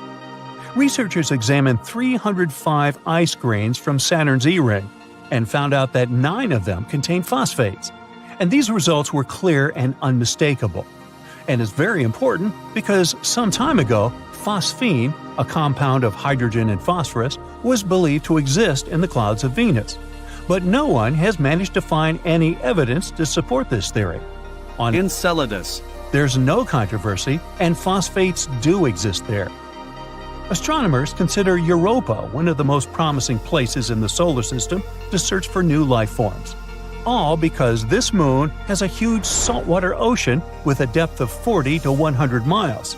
Yes, it is hidden under a layer of ice that is estimated to be from 10 to 20 miles thick, but it is still potentially habitable. Astronomers claim that plumes of water erupt from cracks in the ice shell and release the contents of the moon's ocean into space. Of course, it's going to be challenging for any life-seeking mission to access such a deep environment. On the bright side, as we are, scientists already have some evidence that there are way shallower pools that probably lie much closer to the surface of the moon. They might be located even less than 1 mile under the ice. And there are 2 great things about this news. First of all, it boosts the odds of life existing on Europa. And secondly, if it's true, it can make it easier for future missions to find these life forms, if there are any. Then we've got Titan, Saturn's largest moon. It's smaller and has lighter gravity than Earth, but it still reminds us of our planet. Like on Earth, nitrogen dominates its atmosphere. Titan is the only other world in our solar system with lakes and rivers. These water bodies are made of hydrocarbons, methane, and ethane. There's also a subsurface ocean of water, but it's located very deep down, and no one has figured out yet if this ocean makes contact with anything under the surface. If it does, it could provide fuel for life after mixing with complex chemistry on the surface. But Enceladus, and the other icy moons aren't the only place in the solar system that might host or once hosted life. In 2003, Mars Express, a spacecraft launched by the European Space Agency, discovered methane in the atmosphere of Mars. On our planet, the biggest part of this gas in the atmosphere is produced by living creatures, for example, by cattle digesting food and emitting, gas. However, scientists think that methane was stable in the Martian atmosphere for about 300 years. And then, in 2006, the methane almost entirely vanished from the red planet. And it happened 600 times faster than the researchers' model accounted for. The question? What or who generated the gas, and where did it go? Another Martian mystery is microbes that might be sleeping beneath the surface of Mars. There, they might have been protected from the harsh radiation coming from space for millions of years. Scientists simulated the conditions on Mars in a lab to check if it could possibly be true. And they were amazed to find out that bacteria could easily survive in such conditions for 280 million years. Ooh, that's a long shelf life. This means that if life existed on Mars, we could find the evidence in the planet's subsurface by drilling into the Martian soil. Right now, there is no flowing water on Mars, and cells or spores would simply dry out. Plus, the frozen temperature is similar to that of dry ice. In other words, it's deeply frozen. Let it go. And still, there could be 6 types of bacteria and fungi living underground on the red planet. The most likely of them is nicknamed Conan the Bacterium due to its tough nature. Well, I guess time will show. Anyway, if we don't find life outside Earth in our solar system, we could probably look for it on exoplanets, which is what planets outside our star system are called. Some of them look very promising. The closest to Earth exoplanet is Proxima Centauri b. It's a mere 4.2 light-years away from Earth. Recently, astronomers have found out that this world might resemble Earth even more than they previously thought. It's just 17% more massive than our home planet. It orbits a star that is dimmer and less massive than the Sun. Proxima Centauri b is in the middle of the star's habitable zone. This means that the chances of liquid water and life might exist on the planet. It looks like the exoplanet is tidally locked with its parent star. One of its sides faces the star at all times, and the other is always in the darkness. Scientists haven't figured out yet whether the planet has an atmosphere, is traveling too close to its star, and completes one orbit within 11 Earth days. The radiation from the star might be pulling the planet's air away. If this is the case, Proxima Centauri b isn't likely to have liquid water on its surface. Gliese 832c is 16.2 light-years away from Earth. In the cosmic scheme of things, it's a stone's throw away. This exoplanet is 5 times as massive as Earth and travels much closer to its parent star. That's why a year on this planet lasts a mere 36 days. But since this star is a red dwarf, much cooler and dimmer than the Sun, Gliese 832c gets as much light and heat as our planet. At the same time, it's still unclear if it's similar to Earth. The planet probably has a much thicker atmosphere that creates a runaway greenhouse effect. This phenomenon occurs when a planet absorbs more heat from its host star than it can release back into space. This means that Gliese 832c is more likely to resemble scorching hot Venus rather than the relatively cool Earth. Hey, I'm cool with that. Prepare for blast-off, because there's some exciting news from NASA coming our way. Care to look into the fascinating world of Saturn's moon Titan? NASA's groundbreaking Dragonfly rotorcraft lander is set to take off in 2027, looking to explore this mysterious space object. Now let me introduce you to Titan. It's an icy celestial body with an atmosphere filled with nitrogen, and it might even have an underground ocean. Titan is also home to rivers and lakes that flow on its surface. But guess what? They're not filled with water like our lovely planet. They have methane instead. Now let's check out Titan's celestial credentials. It's not just any moon. It's the second largest in our entire solar system. It's only 2% smaller than the biggest moon we have hanging around our neighborhood, which is Jupiter's Ganymede. Titan's size even puts Mercury to shame. And did I mention that its atmosphere is 4 times denser than that of Earth's? Thanks to Titan's lower gravity and thick atmosphere, Dragonfly is the perfect robotic companion to uncover its hidden treasures. Let's move on to Dragonfly, the star of NASA's upcoming mission to Titan. This cosmic drone is not your average explorer. Equipped with a full array of interesting gadgets, Dragonfly is like a flying laboratory, ready to uncover more secrets of Titan. It's the first interplanetary rotorcraft lander probe, designed to take us on an epic journey of discovery. And don't let its name fool you. Dragonfly won't just buzz around aimlessly. This technological marvel is able to glide for several miles between different locations on Titan's surface. Think of it as a cosmic Uber service for scientists. And speaking of technology, Dragonfly is carrying some seriously cool equipment. It'll feature the Drill for Acquisition of Complex Organics, DRACO, instrument, which will help us scoop out material from Titan, while the Dragonfly Mass Spectrometer, DRAMS, will analyze what these samples are made of. But how did we stumble upon Titan? It was March 25, 1655, when a Dutch astronomer was out there with his telescope, exploring the cosmos. Lo and behold, he spotted something amazing. It was Titan, the biggest moon of Saturn. Fast forward almost 300 years to 1944, when another cool astronomer jumped into the picture. He was doing some experiments with light when he figured out that Titan actually has its very own atmosphere. There's more to this story. In 1979, the Pioneer 11 spacecraft decided to take a joyride through the Saturn system. It confirmed all the cool things scientists had previously speculated about Titan, like its temperature and mass. However, there was one tiny mistake. Those sneaky scientists thought Titan might be the biggest moon in the entire solar system. Oops, wrong guess. Nevertheless, Titan had this mysterious, dense atmosphere that kept everyone on their toes. Now let's zoom in on the 1980s, when the Voyager 1 and 2 spacecraft make their grand entrance. These cosmic explorers flew past Saturn, and they wanted to get a good look at Titan's surface. That's when Titan decided to play a game of hide-and-seek with them.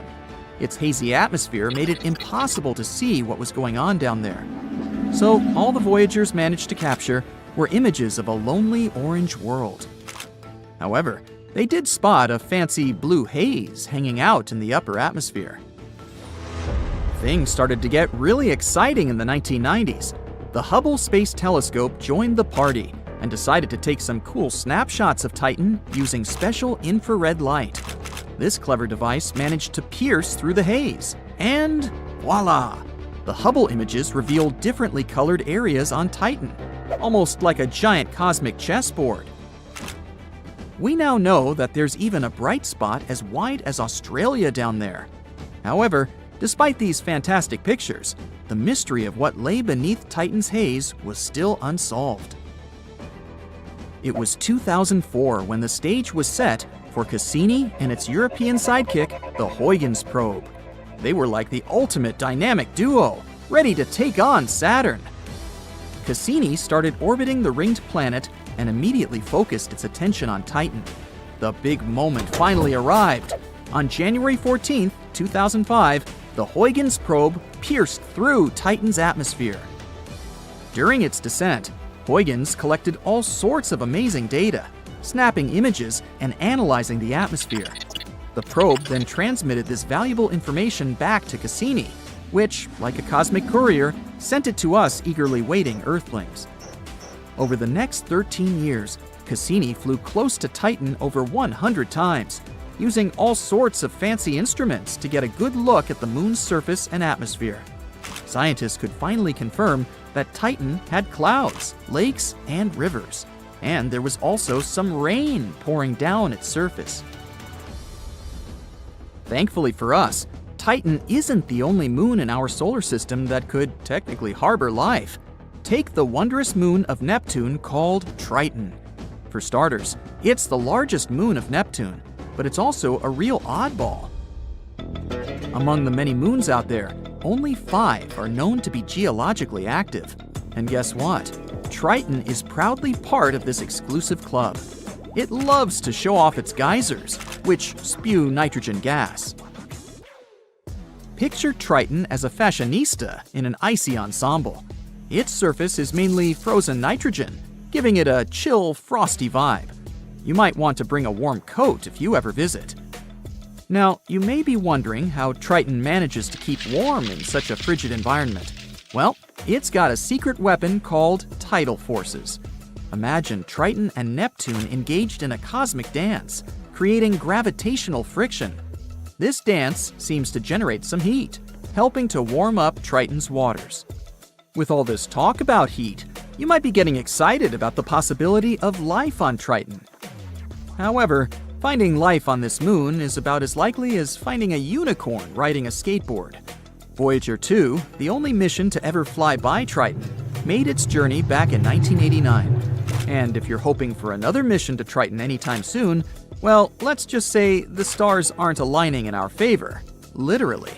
The window for a mission to Triton opens up only once every 13 years, because our planet and Jupiter need to be perfectly aligned for the landing to work.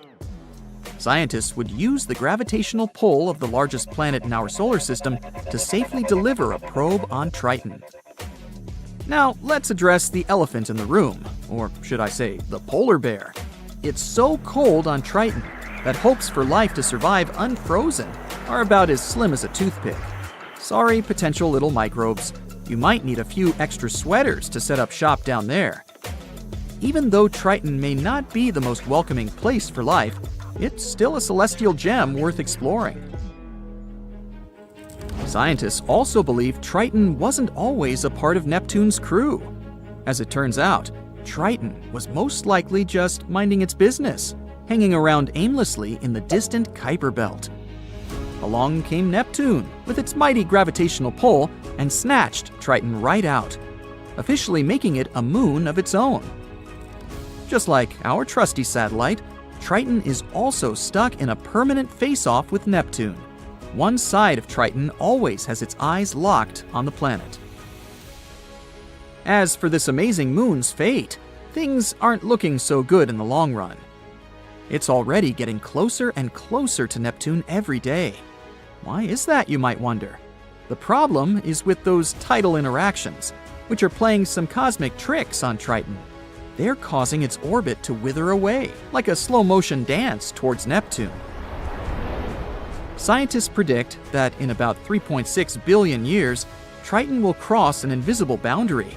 If these current calculations are correct, there are 2 possible scenarios. It'll either have a collision with Neptune's atmosphere, or it might just break up into tiny pieces. If the latter happens, an all-new ring system would form around Neptune, just like the one we see around Saturn nowadays. Triton is not the only satellite that might end up this way. Phobos, one of the Martian moons, is likely to disintegrate too, and sooner, in 30 to 50 million years.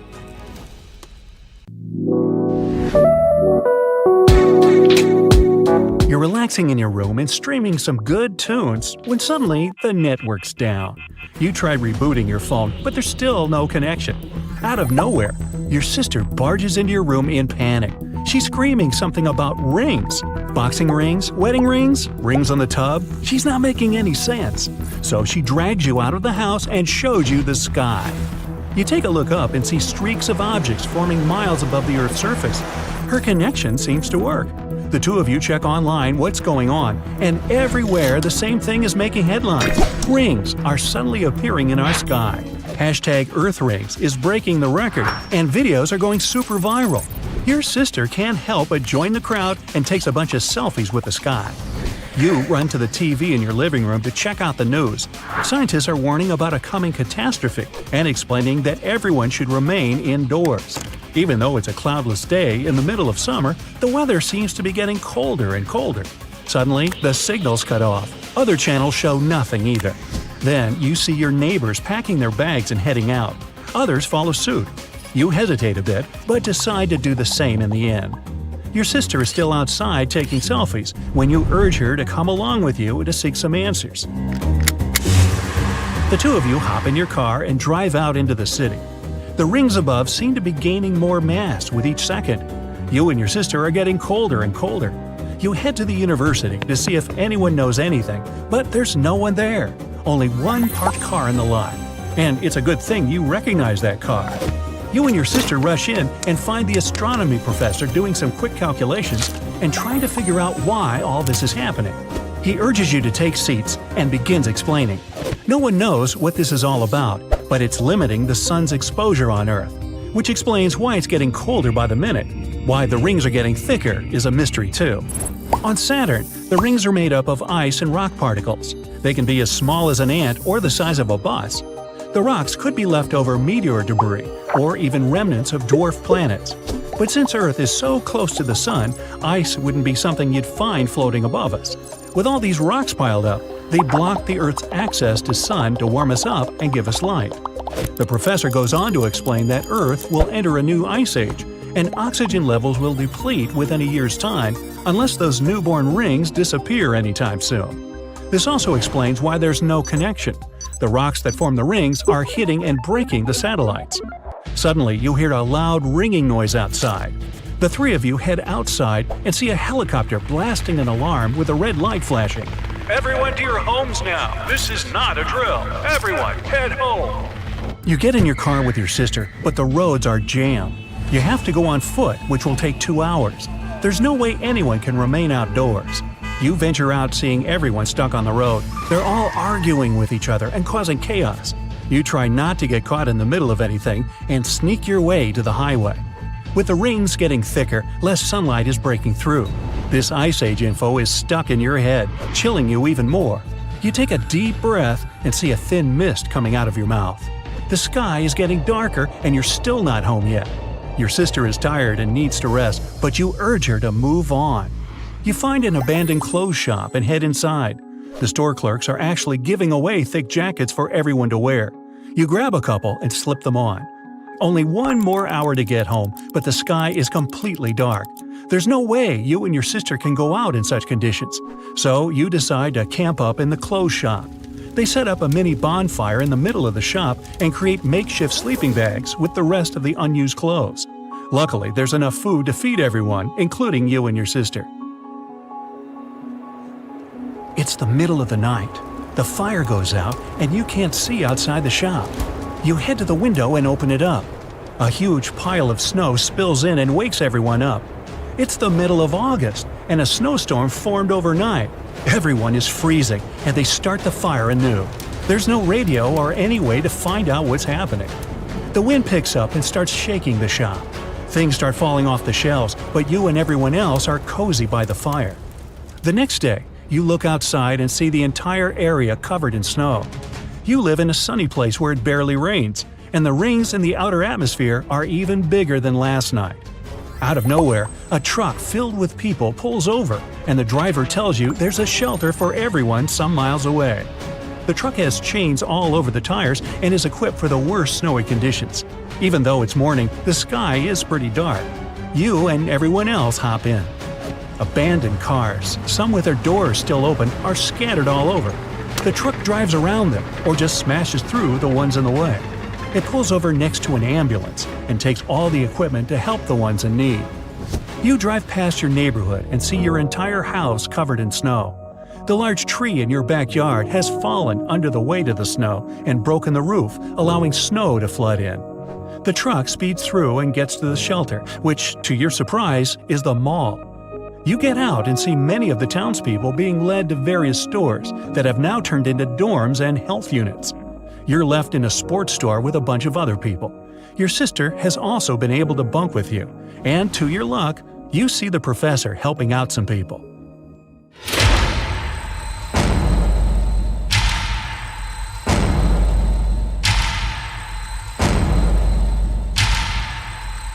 But shortly after that, a loud explosion blasts through the mall and shatters glass screens. Everyone ducks for cover. You see people running outside. You head out and see a large metallic object lying in front of the mall entrance. There are people crowding the entire area, so it's not easy to see what all the fuss is about. But after getting a closer look, you find out it's a satellite fallen from orbit. It crashed in the front yard and made the boom. There were also reports of other satellites crashing on Earth in the most random places. That means all communication has been wiped out of the map. You run back inside the mall to await what happens next. You look at your sister in fear, not knowing that the new Ice Age has just begun.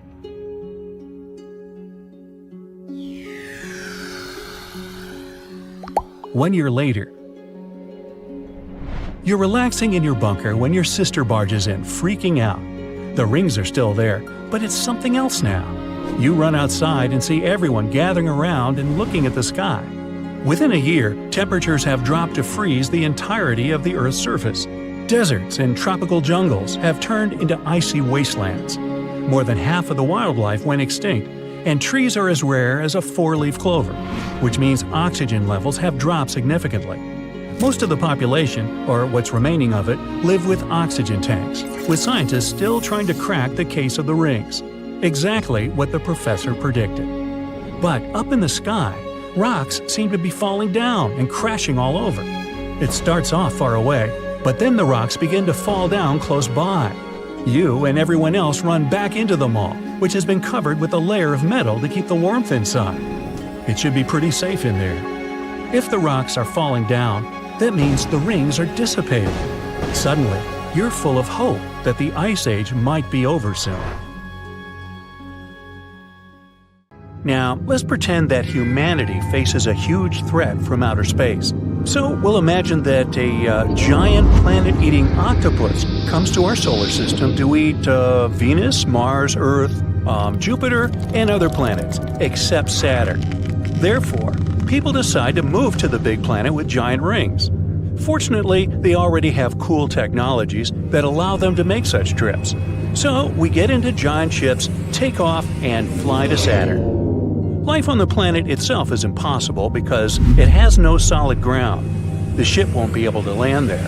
This is a giant gas ball that is 9 times wider than Earth. To compare their sizes, look at a 5-cent coin and a baseball. And the planet's atmosphere consists mainly of hydrogen and helium. So if the ship starts to land, it'll never reach solid ground. And the lower it goes, the higher the pressure it will experience. Eventually, the ship will just be crushed. Therefore, we have only one choice: the rings of Saturn. They're made up of giant, medium-sized, and tiny particles of ice and rock flying around the gas giant at tremendous speed. They were formed from comets flying by. Saturn's gravity knocked these celestial bodies off their course and crushed them with its pressure. Fragments of these comets began to accumulate around Saturn, forming rings. Now, some of these particles fly faster, some are slower. The closest to the planet is the D ring. It's followed by rings C and B. Then there's a large gap called Cassini division. Rings A, F, G, and E come after. This classification is very convenient for creating a ring map. So people approach the rings, but don't dare to land on them. First, they send test capsules with robots to scout the area. The robots choose a suitable location on the E ring.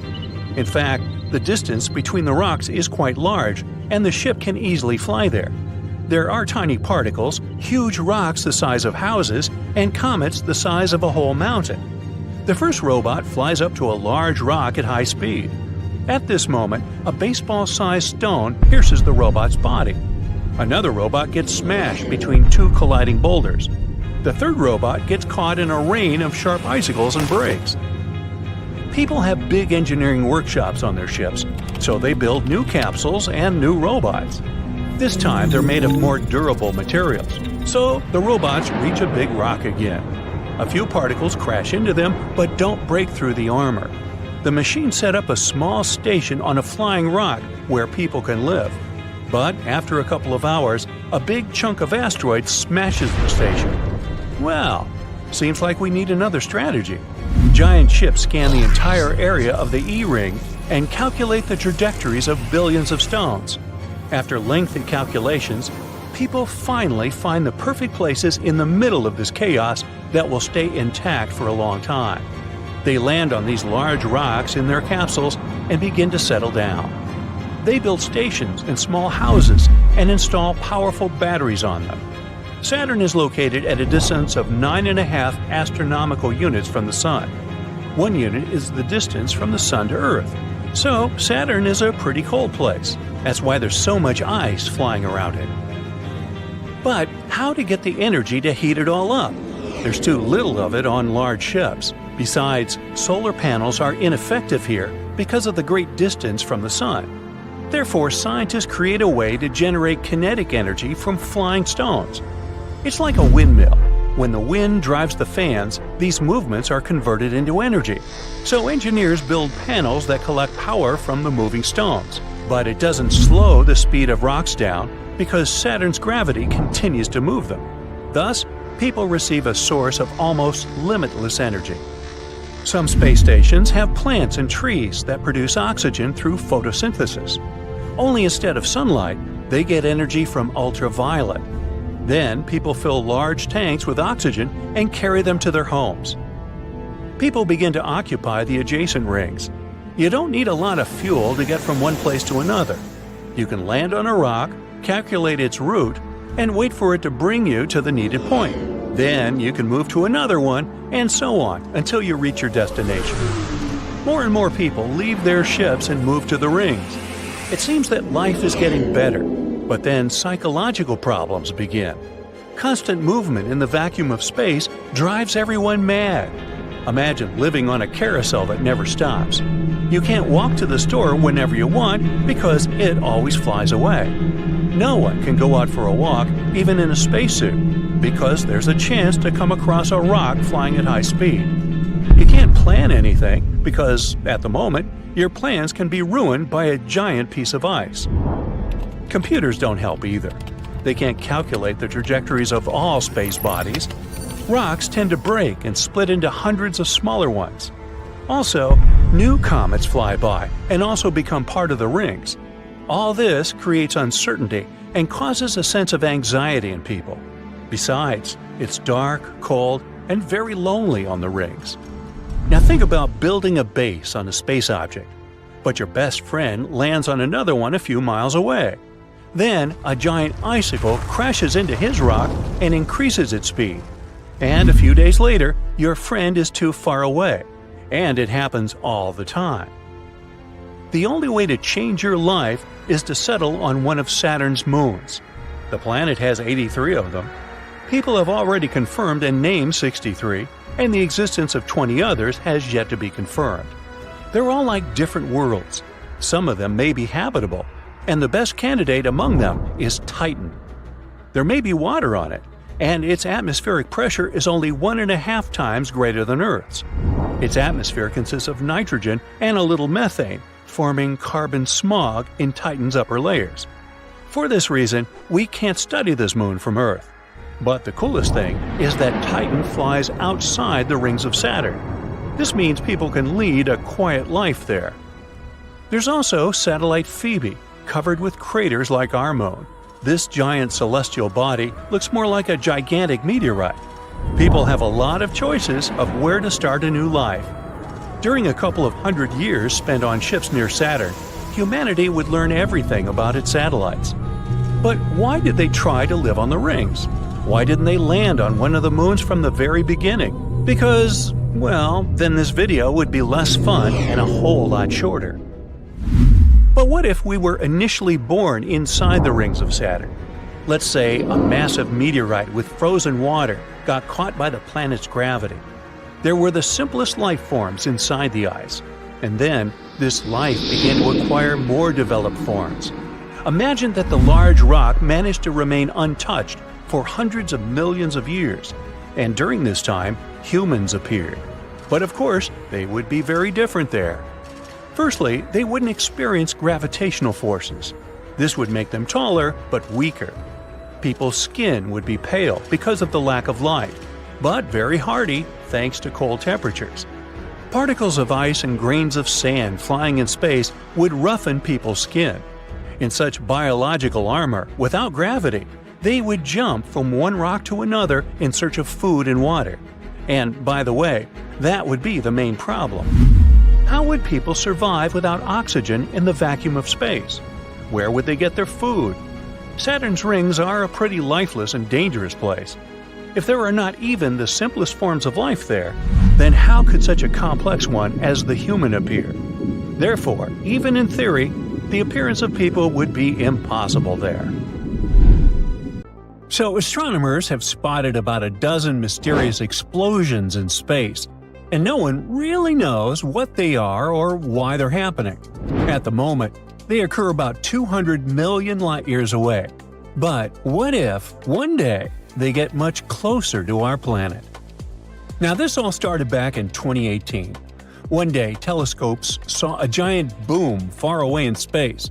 That explosion was incredibly bright, about 100 times brighter than a normal star explosion, called a supernova. The strange thing was that normal supernovae take weeks or even months to fade away. But that one went from kaboom to poof, gone, in just a few days.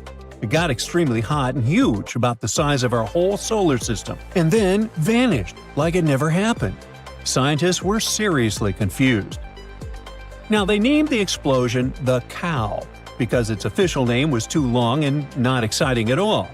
Since then, astronomers have been hunting for more of those oddball explosions. And indeed, they've found a few more and given them weird animal names too. That's how we got the koala in 2018, the camel in 2020, the Tasmanian devil in 2022, and the finch, or the fawn, in 2023. All of those are part of a strange group called LFBOTs. That stands for Luminous Fast Blue Optical Transients. Luminous means they're super bright. Fast because they happen and disappear really quickly. The blue color results from their temperature. They're super hot, like 72,000 degrees Fahrenheit. And optical transients means they show up in visible light and don't stick around for long. Even now, the scientists are still scratching their heads, trying to figure out what's causing these bizarre space flashes. It's like the universe is playing a mysterious game, and no one knows the rules yet. At first, scientists thought those space explosions were failed supernovae. That's when a star tries to explode but instead collapses in on itself, kind of like a balloon popping inward. That collapse can create a black hole in the middle that will eat the star from the inside out. But recently, a new theory has popped up, and it's even cooler and creepier. It has to do with black holes, super squished leftovers from exploded stars. They're so powerful that even light can't escape their clutches if it gets too close. That's why they're totally dark and impossible to see directly.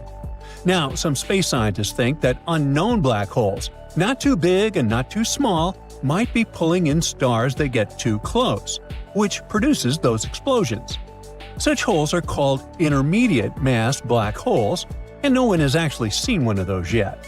They're like space's biggest mysteries, and we'll try to solve it in a few minutes. But after that, you need to know that a new LEFBOT has shown up in space. It was spotted by a telescope in Liverpool and is currently called AT2024WPP. Yep, scientists still haven't picked an animal name, but they're thinking maybe the wasp. What do you think of this name? Share it in the comments. Anyway, one of the scientists is sure that it's the best one since the cow. The most recent space explosion is super interesting and extremely bright, like me. Maybe the brightest one since this whole LEFBOT thing began in 2018. This new WASP boom also doesn't look like a failed supernova. And still, scientists are checking all the data just to be sure. Now, scientists are pretty sure mid-sized black holes that could cause the explosions must exist somewhere. It's like knowing a secret creature might be hiding in space, but no one has gotten a photo of it yet. Some scientists think that this idea is the most exciting and that it might even help explain dark matter, one of the biggest mysteries in the entire universe. Well, whatever the truth is, a recent discovery might shed light on the existence of mid-sized black holes. The thing is, when it comes to black holes, space has a few different sizes: small, super huge, and something in the middle. The small ones are called stellar mass black holes. They're around 5 to 50 times heavier than our Sun. The giant ones are called supermassive black holes. Makes sense. They're millions or even billions of times heavier than the Sun. They usually hang out in the middle of galaxies. And then there's the mysterious kind in between, called intermediate mass black holes. Those are like the missing link of black holes. Scientists are pretty sure they should exist, but we barely know anything about them, like where they came from, how they grow, or what they're made of. Good news, that mystery might finally be getting solved. Thanks to several new studies, scientists now have some exciting new clues. Researchers have found waves in space, which are called gravitational waves, that seem to come from black holes smashing into each other. And not just any black holes, but ones that are 100 to 300 times heavier than the Sun, which may mean that they're those mysterious mid-sized black holes. Plus, those are the biggest black hole collisions we've ever recorded on Earth. Now, black holes are like space fossils, super old history clues. And those newly discovered black holes could tell us about the first stars that ever lit up the universe. The problem lies in the fact that our tools on Earth, like LIGO, which stands for Laser Interferometer Gravitational Wave Observatory, only catch a tiny moment of these black holes crashing together, literally just a split second. That makes it tough to figure out where those medium-sized black holes come from. So, scientists have a new plan. One scientific lab is getting ready for a future space mission called LISA, short for Laser Interferometer Space Antenna. It's a cool space project by NASA and the European Space Agency, launching in the late 2030s. LISA will float in space and be able to catch the whole story of black hole crashes, not just the final boom. It will track black holes years before they crash into each other. And, if all goes well, we might finally figure out where these mysterious black holes come from and learn even more about how our universe began. So you might be wondering about how LISA will do it. Remember we talked about ripples dashing through space called gravitational waves? Black holes crashing into each other could send them out. Well, LISA is being built to listen for such waves. It'll float in space and look for all kinds of cosmic shakeups, not just huge ones, but also smaller black holes spinning around giant ones. Now, why do gravitational waves matter? A lot of space stuff is too dark to see with regular telescopes, since no light comes from it at all. But gravitational waves don't care about light. They go through everything, telling us about the secrets hiding in the dark parts of the universe. By studying them, scientists hope to learn about things we've never seen before, like black holes, or what really happened at the very start of the universe, and maybe even things we don't know exist yet. LISA will help us figure out how the universe began, how it's changing, and what it's made of. Now, getting back to those black hole collisions, finding them isn't easy. But researchers have come up with a smart solution. They're using artificial intelligence to make sure the signals from space aren't messed up by noise from Earth or the machines themselves. This work was part of a project focused on combining AI with space science. Scientists are getting more confident that intermediate mass black holes, the ones in between small and supermassive, are real. And they might be some of the most exciting things we can study using gravitational waves, both from Earth and from space. So the next big step? Looking to the Moon. Future detectors placed on the lunar surface could be even better at catching certain types of space waves, especially ones that Earth-based machines might miss. That would help scientists figure out where those black holes dwell in space. Besides this research, scientists are also planning human exploration of the Moon. They're helping NASA choose the best spots for future missions, focusing on big science goals like solar physics, space weather, and how the universe works. Right now is a super exciting time, not just for studying black holes, but also for connecting space exploration and science. Do you recognize this majestic world? The second largest planet from the Sun? Check. A gas giant with a hazy yellow-brown appearance? Check. 7 huge, intimidating rings? Check. You're right, it can't be anything else but Saturn. And recently, the Hubble Space Telescope has made an astonishing discovery. Apparently, the planet's rings have been doing something to the planet for a long time. A new study has revealed that these iconic rings are heating Saturn's upper atmosphere. The coolest thing, though, is that researchers from NASA claim that it's something scientists have never observed anywhere else in our solar system.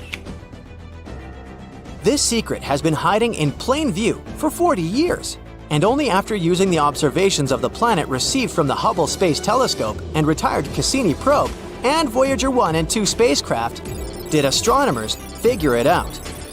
This unexpected interaction of the gas giant with its rings could become a tool for predicting if planets in other star systems have magnificent Saturn-like ring systems as well. So, how did it become clear that the gas planet is being slowly cooked by its own rings? The telltale evidence is an excess amount of ultraviolet radiation. It can be seen as a spectral line of hot hydrogen in the atmosphere of the gas giant. There's a bump in radiation that can only mean that something is heating the upper atmosphere from the outside. It's still kinda unclear how this process is happening, but the most probable explanation is that icy ring particles rain down on Saturn and cause this heating. But it might also be the impact of tiny meteorites or the particles of solar wind. The heating could be caused by solar ultraviolet radiation or some electromagnetic forces that pick up electrically charged dust.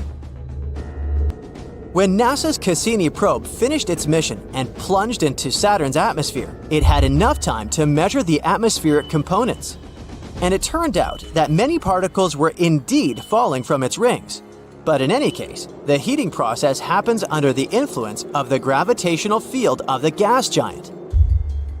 You see, astronomers do know about the slow disintegration of Saturn's rings, but figuring out how this process affects the planet, that's new. Now, do you remember NASA's Cassini spacecraft I mentioned before? For more than a decade, it was studying Saturn, sharing images of the gas giant and its icy moons.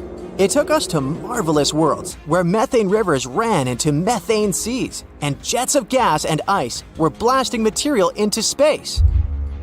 Anyway, that very Cassini also studied Saturn's magnetosphere. The thing is, forces acting deep inside the planet produce a ginormous magnetic bubble under the planet. And this bubble is called the magnetosphere. Unfortunately, astronomers still have very little information about this phenomenon on Saturn, since magnetic fields are invisible and are, of course, best studied from within. Imagine this: million-mile-per-hour flows of electrically charged particles from the Sun, aka solar wind, are spreading through the solar system. Suddenly, something appears in their way. Oh, it's Saturn's magnetic field. It protects the planet, making solar particles back away. As a result, the Sun's magnetic forces are raging outside Saturn's magnetosphere, while inside the gas giant's protective bubble, its own magnetic forces dominate. Our home planet also has a magnetic field, but it creates a much smaller magnetosphere. And still, it effectively protects us from the harmful particles coming from the Sun and from space. But even though Saturn is protected by its magnetosphere, the Sun still manages to mess with the planet. Energetic winds from our star sweep over the gas giant, causing massive auroras. But unlike auroras here, on Earth, Saturn's auroras can only be seen in ultraviolet light. In other words, they're invisible from Earth's surface. You can only see them if you travel to space. But apparently, there are different kinds of auroras on the gas giant. For example, one more type is triggered by the charged particles coming from volcanic eruptions on the planet's moons. And some of Saturn's auroras might be caused by powerful winds swirling in the planet's own atmosphere. These winds blow in the ionosphere, which is a region located beneath the magnetosphere. The same winds might be responsible for the variable rotation rate of the planet. This phenomenon makes it difficult for scientists to figure out how long one day on the ringed planet lasts. Speaking of winds, Saturn has a mysterious vortex swirling over the planet's south pole. The whole thing resembles an enormous hurricane-like storm on Earth, but its eye alone measures almost 2,500 miles across. For comparison, the eye of a typical terrestrial hurricane is a mere 2 to 3 miles wide. What confuses astronomers is that although the phenomenon looks like a hurricane, it doesn't behave like one. It's stationary and keeps spinning over the same area of the South Pole. And while polar vortices on Earth have cold cores, the one on Saturn is warm. And now, brace yourself for another surprise Saturn has prepared for us. In an image sent to Earth by the Hubble Space Telescope, one can notice a couple of dark, shadowy spots on the left side of the planet's rings. Those are informally called spokes, maybe because they resemble spokes on a bicycle. The shading and shape of spokes vary. They may seem dark or light, it depends on the angle and illumination. Sometimes they may even look like blobs rather than something with a classical radial spoke shape. They also don't last long. But the good news is more and more will start to appear the closer we are to May 6, 2025. That's when the autumnal equinox on Saturn will occur. Now, on Earth, that's the moment when the Sun is exactly above the equator of the planet, and day and night are of the same length. But on Earth, it's something a bit different. Like our planet, Saturn is tilted on its axis. That's why it has 4 seasons. But since the orbit of the gas giant is much larger, each of these seasons lasts about 7 Earth years. An equinox occurs when Saturn's rings are tilted edge-on to the Sun. But what causes the spokes? Astronomers think it might be the gas giant's magnetic field. When a planetary magnetic field interacts with the solar wind, it creates an electrically charged environment. As we already know, on Earth, this results in northern lights, also called aurora borealis. And if we speak about Saturn, the tiniest icy ring particles might get charged too. And it probably temporarily levitates these particles above the larger boulders in the rings. For the first time, the spokes in Saturn's rings were spotted by NASA's Voyager mission. It happened in the early 1980s. At that time, we didn't know that these spokes were a seasonal phenomenon. Voyager 2 just passed by the planet after all, and then sped on. To figure out what these spokes were and how they functioned, astronomers needed a space telescope that could observe Saturn's rings from afar, like Hubble. The latest equinox on Saturn occurred in 2009. That's when the Cassini space probe was traveling around the gas giant. It sent many amazing images back to Earth. It managed to prove quite quickly that the spokes weren't caused by gravitational interactions with Saturn or the influence of the gas giant's moons or small moonlets, which make up the planet's rings. It was the year 2005 when Cassini confirmed that the spokes were related to Saturn's magnetic field. And even though that mission was finished in 2017, now Hubble keeps its long-term monitoring of the changes on and around Saturn. Despite all the observations, astronomers still can't predict the beginning and duration of the spoke season. Luckily, Saturn's prominent rings are a perfect laboratory for studying this phenomenon, because even though other gas giants in the solar system also have rings, those are not so visible. And scientists don't know whether spokes occur on those planets.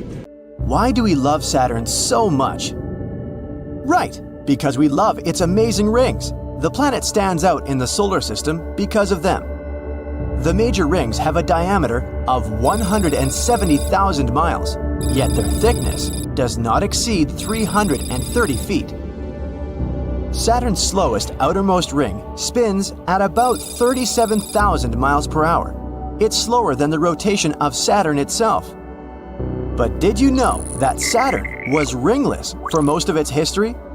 Let's find out how they were formed. Using Cassini's final plunge into the planet, researchers could estimate the ring's mass. 33 billion pounds. Further, they have determined that the rings were between 10 to 100 million years old, much younger than the planet itself. The thing is that the rings only look solid. They are made of billions of rock and ice chunks. They are primarily tiny ones, looking like grains of sugar to those as large as a house, or even as mountains. The innermost chunks of ice and rock shoot through space at about 52,000 miles per hour. There are mysterious spokes in its rings. It seems they form and disperse within a couple of hours, and these spokes might consist of electrically charged sheets of tiny particles formed when small meteors hit the rings, or maybe electron beams from Saturn's lightning. One theory says Saturn's rings have formed all that extra material that remained after Saturn began, which is a material that couldn't create a moon. There's also a theory that says there was Theia, a Mars-sized planet that collided with Earth about 4.5 billion years ago. Lighter crust parts ended up in space during the impact, whereas its denser core stayed behind. But in the case of Saturn, all that debris perhaps didn't put a new moon together, but it formed rings many people today recognize this planet for. Another theory is that rings formed from dust and debris of a moon that ended up destroyed by this big impact, maybe by an asteroid or comet. Or perhaps the rings are there because once a moon fell apart because of the tidal forces coming from its parent planet itself. If these rings formed at the same period as Saturn did, they would have had more than 4 billion years to collect a bit of debris and dirt coming from micrometeorite collisions. But these rings mainly consist of water ice, no dirt at all, which means they're younger than expected. And the nature of this ring system tells us a thing or two about Saturn's fuzzy inside. Fuzzy means its core is like sludge. The helium and hydrogen in Saturn mix with more and more rock and ice over time the closer you go to the planet's core. It's similar to what you see in our oceans. The deeper you go, the level of saltiness increases. But the rings may disappear in the far future. Rings are generally more common than we think. Jupiter, Uranus, and Neptune all have their own ring system. But not every planet has the same ones. Saturn has a fascinating halo and definitely the most spectacular rings, true. Others mostly have rings made of dust and rocky particles, and not just planets. Other space bodies can have rings, like the asteroid called Chariklo. But even though the gas giants of our solar system have rings, rocky or so-called terrestrial ones don't. And one theory says it might have been that way because gas planets in the outer area of the solar system protected those rocky ones that formed in the inner solar system from all those collisions that possibly could have formed rings around them. Or it could be because gas giants are way bigger and their enormous volume allows them to have a ring system that can remain stable. And what if Earth had rings in the past too? Maybe in the time of the big collision when our moon could have been formed. Now to some more cool things happening in our solar system. Pluto, a tiny dwarf planet at the edge of our solar system, also the one we used to call a planet, has a pretty bizarre atmosphere. No one expected to see a haze there go as high as 1,000 miles. That means it rises higher above the surface of the atmosphere of our home planet. And the atmosphere on Pluto has around 20 layers. They're more compact and way cooler than scientists expected, and tons of nitrogen gas escape Pluto by the hour. But the dwarf planet still finds a way to constantly create new supplies of all the nitrogen it had lost. One theory says it probably produces these supplies through geological activity. Our moon is pretty peaceful, but that's not something we can say for Io, one of Jupiter's moons. This one has hundreds of volcanoes. It's the moon with the most volcanic activity in our solar system. Io sends plumes of sulfur up to an incredible 190 miles into its atmosphere. Its volcanoes emit many particles and gases into the space right next to Jupiter every single second. Its eruptive activities happen because of Jupiter's mighty gravitational forces and magnetic field. The insides of Io tense up and relax all the time, depending on how close or far away it is from Jupiter. And that's why it generates enough energy to have such an eruptive nature. Speaking of volcanoes, Mars has one larger than the whole state of Hawaii, At first, you'd probably say it's a quiet and peaceful planet. But once upon a time, enormous volcanoes dominated its surface. Yup, that includes a well-known Olympus Mons, the largest volcano ever found in our entire solar system. 374 miles across, comparable to the size of Arizona. Olympus Mons is 16 miles high, 3 times the height of our tallest mountain, Mount Everest. And by its volume, this volcano is 100 times bigger than the largest one on Earth. Mars can have such big volcanoes because its gravity is significantly weaker than the one on our home planet.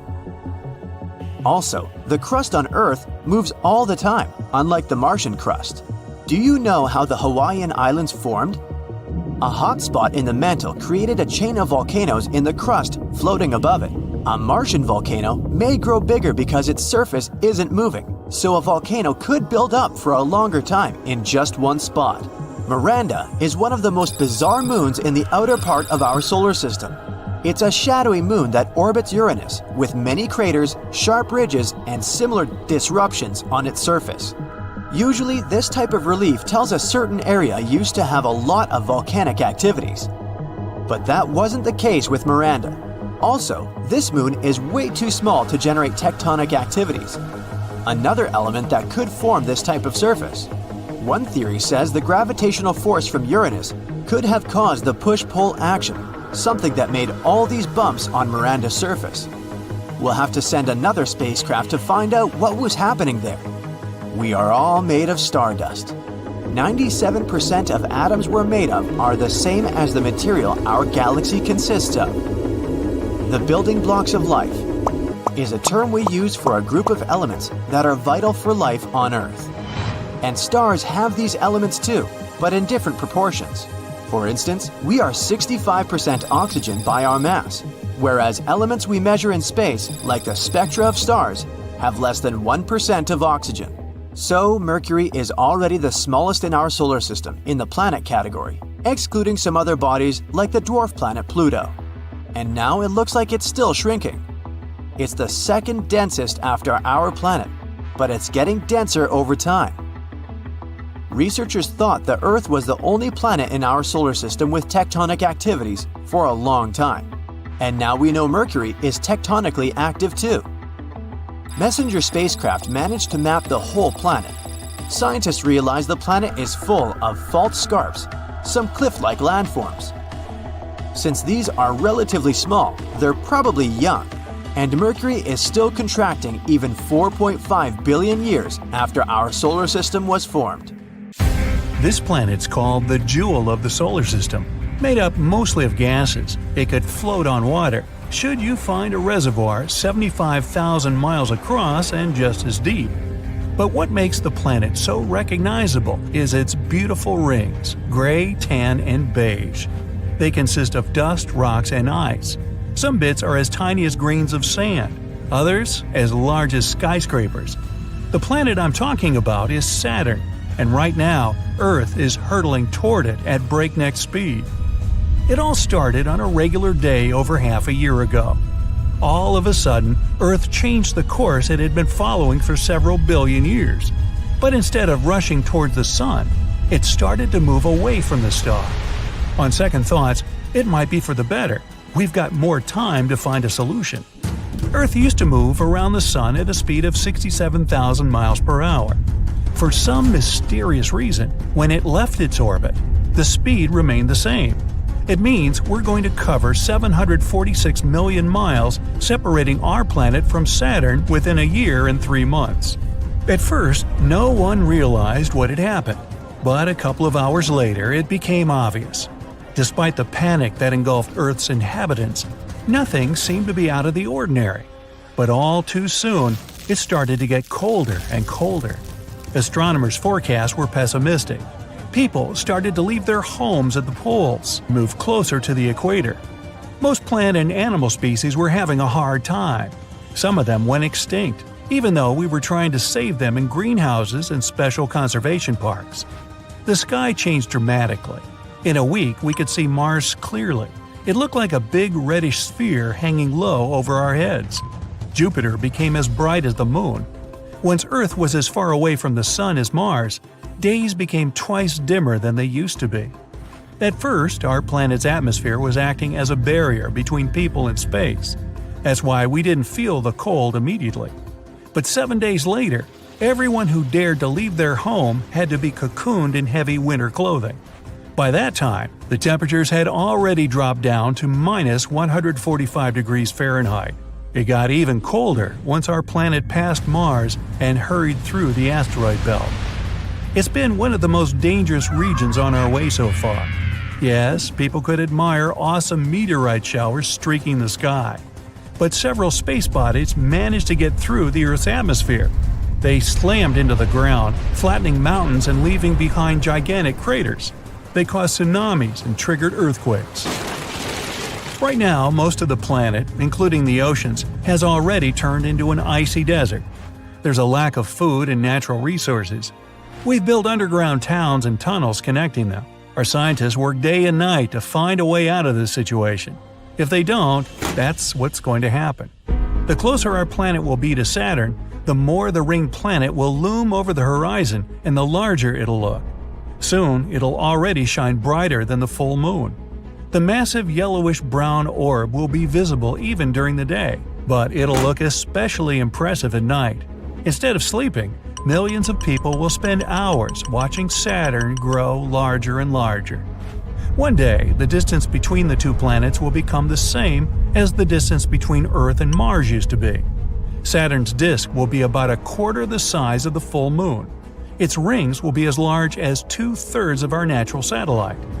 Soon after that, our planet's speed will start to increase under the influence of Saturn's gravitational pull. The ringed planet is 9 times wider than Earth, and its mass is almost 100 times greater. That's why, instead of moving at a speed of 29 miles per second, we'll be dashing through space at almost 40 miles per second. That's 2,400 times the average car speed. Saturn's gravity will influence the moon more than that of Earth. In no time, we'll lose our satellite. It'll get catapulted into outer space, likely to go into an elliptical orbit around the Sun. If Earth wasn't about to crash into Saturn in the nearest future, the moon could one day cross paths with our planet again. No good would come out of such an encounter. But what's happening on Saturn's side of things? Saturn is one of the largest planets in the solar system, second only to Jupiter. Even though the rings surrounding the planet are huge, they're rather thin, less than a mile thick. Still, the main rings are large enough to stretch from Earth to the moon. But how did the planet get these breathtaking accessories? Beyond the outer edge of the main rings, A, B, and C, there's something astronomers call the F ring. Several million years old, it's the weirdest one. This constantly shifting ring is made up of icy material and is incredibly complex. Its curves, twists, and clumps of brighter substance make it look as if it's braided. Saturn has more than 50 confirmed moons. 2 of them, Pandora and Prometheus, flank the F ring on either side.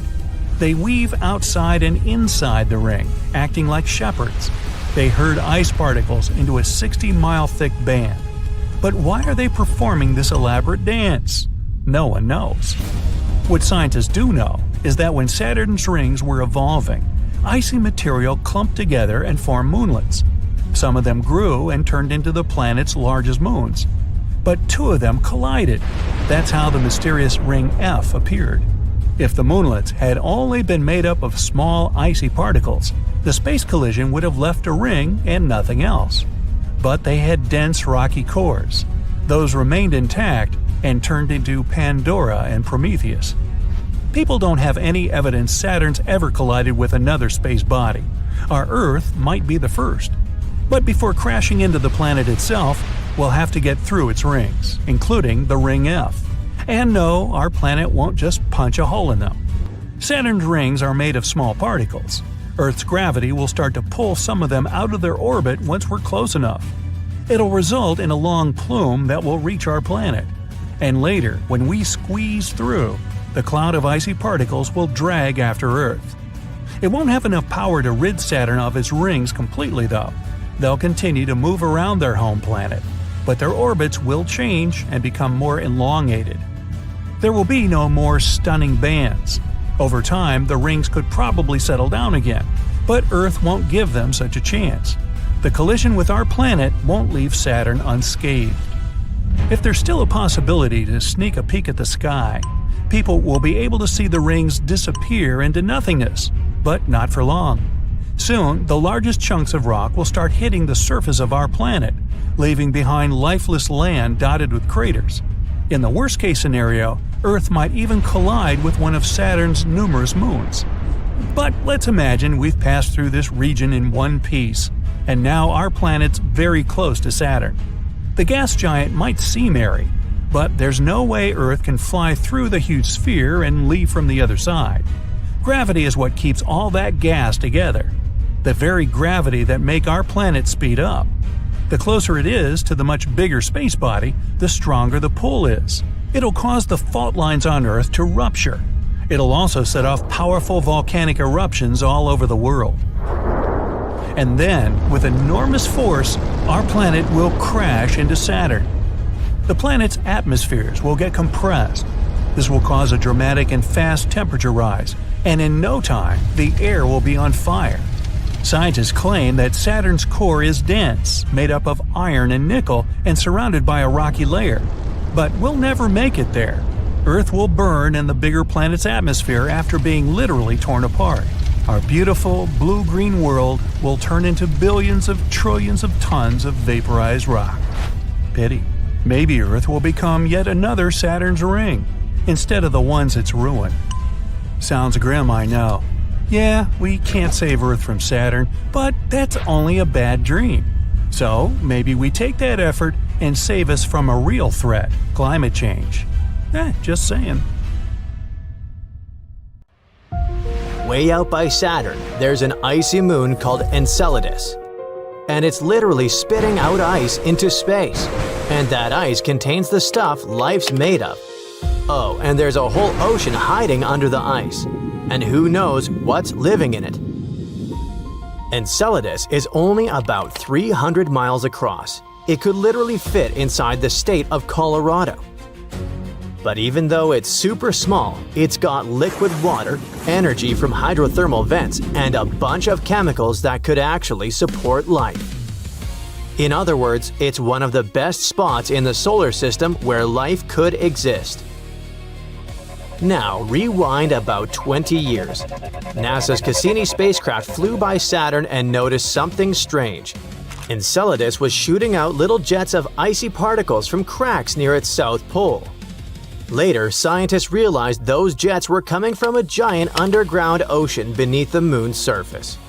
When they analyzed the frozen grains from those plumes, they found almost all the elements needed for life: carbon, hydrogen, nitrogen, oxygen, and phosphorus. Only sulfur was missing. The only problem was, most of those samples came from Saturn's E-ring, a huge ring made of dust and ice that surrounds the planet. And those particles had been sitting out there for decades, maybe centuries, meaning they could have been changed by space radiation. So no one could say for sure if those life ingredients really came from Enceladus itself. But now that's changed. A new study has just confirmed that fresh ice grains, the ones newly blasted out from Enceladus, contain organic molecules, including stuff like nitrogen and oxygen. Here's how scientists figured it out. In 2008, Cassini flew right through one of those icy geysers, and it literally got splattered with tiny particles. They hit the spacecraft's dust detector at insane speed, 11 miles per second. That's fast enough to separate all the molecules, so the team could see what they were really made of. Then the scientists used a technique called mass spectrometry and managed to study those fresh grains in detail. They found molecules that on Earth are part of certain chemical reactions. Those build the complex structures life needs to exist, including ones that may contain nitrogen and oxygen.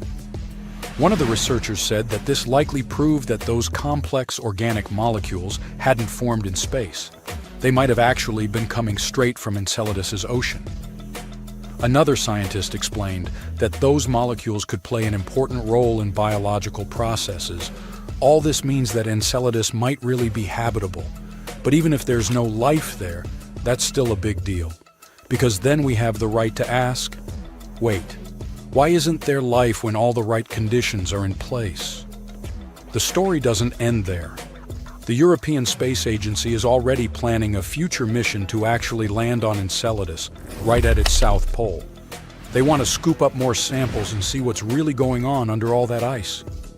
The launch is planned for sometime in the early 2040s, so in just a few decades, we might finally find out whether this tiny frozen moon is home to some bizarre life forms. But Enceladus isn't the only potentially habitable place we know about. Admittedly, the others are beyond the edge of our solar system.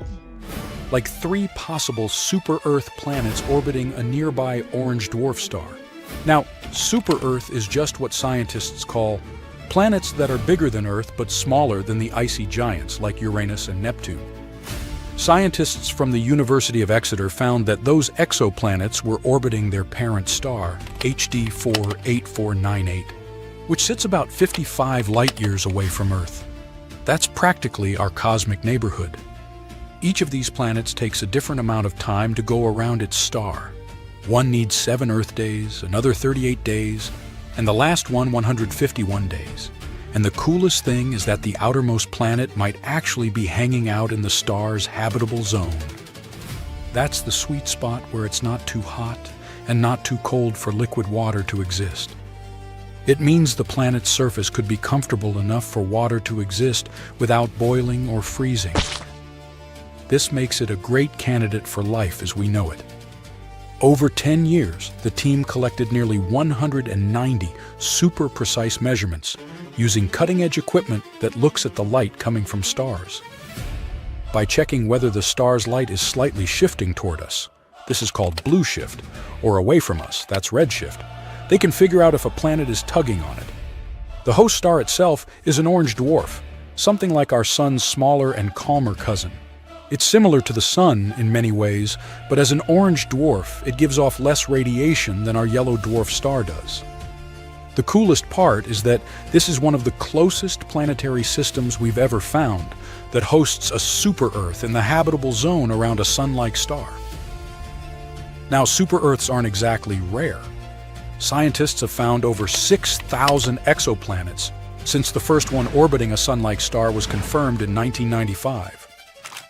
To spot such distant worlds, astronomers use all sorts of tools, like NASA's Kepler telescope, launched in 2009 to find Earth-like planets in the Milky Way.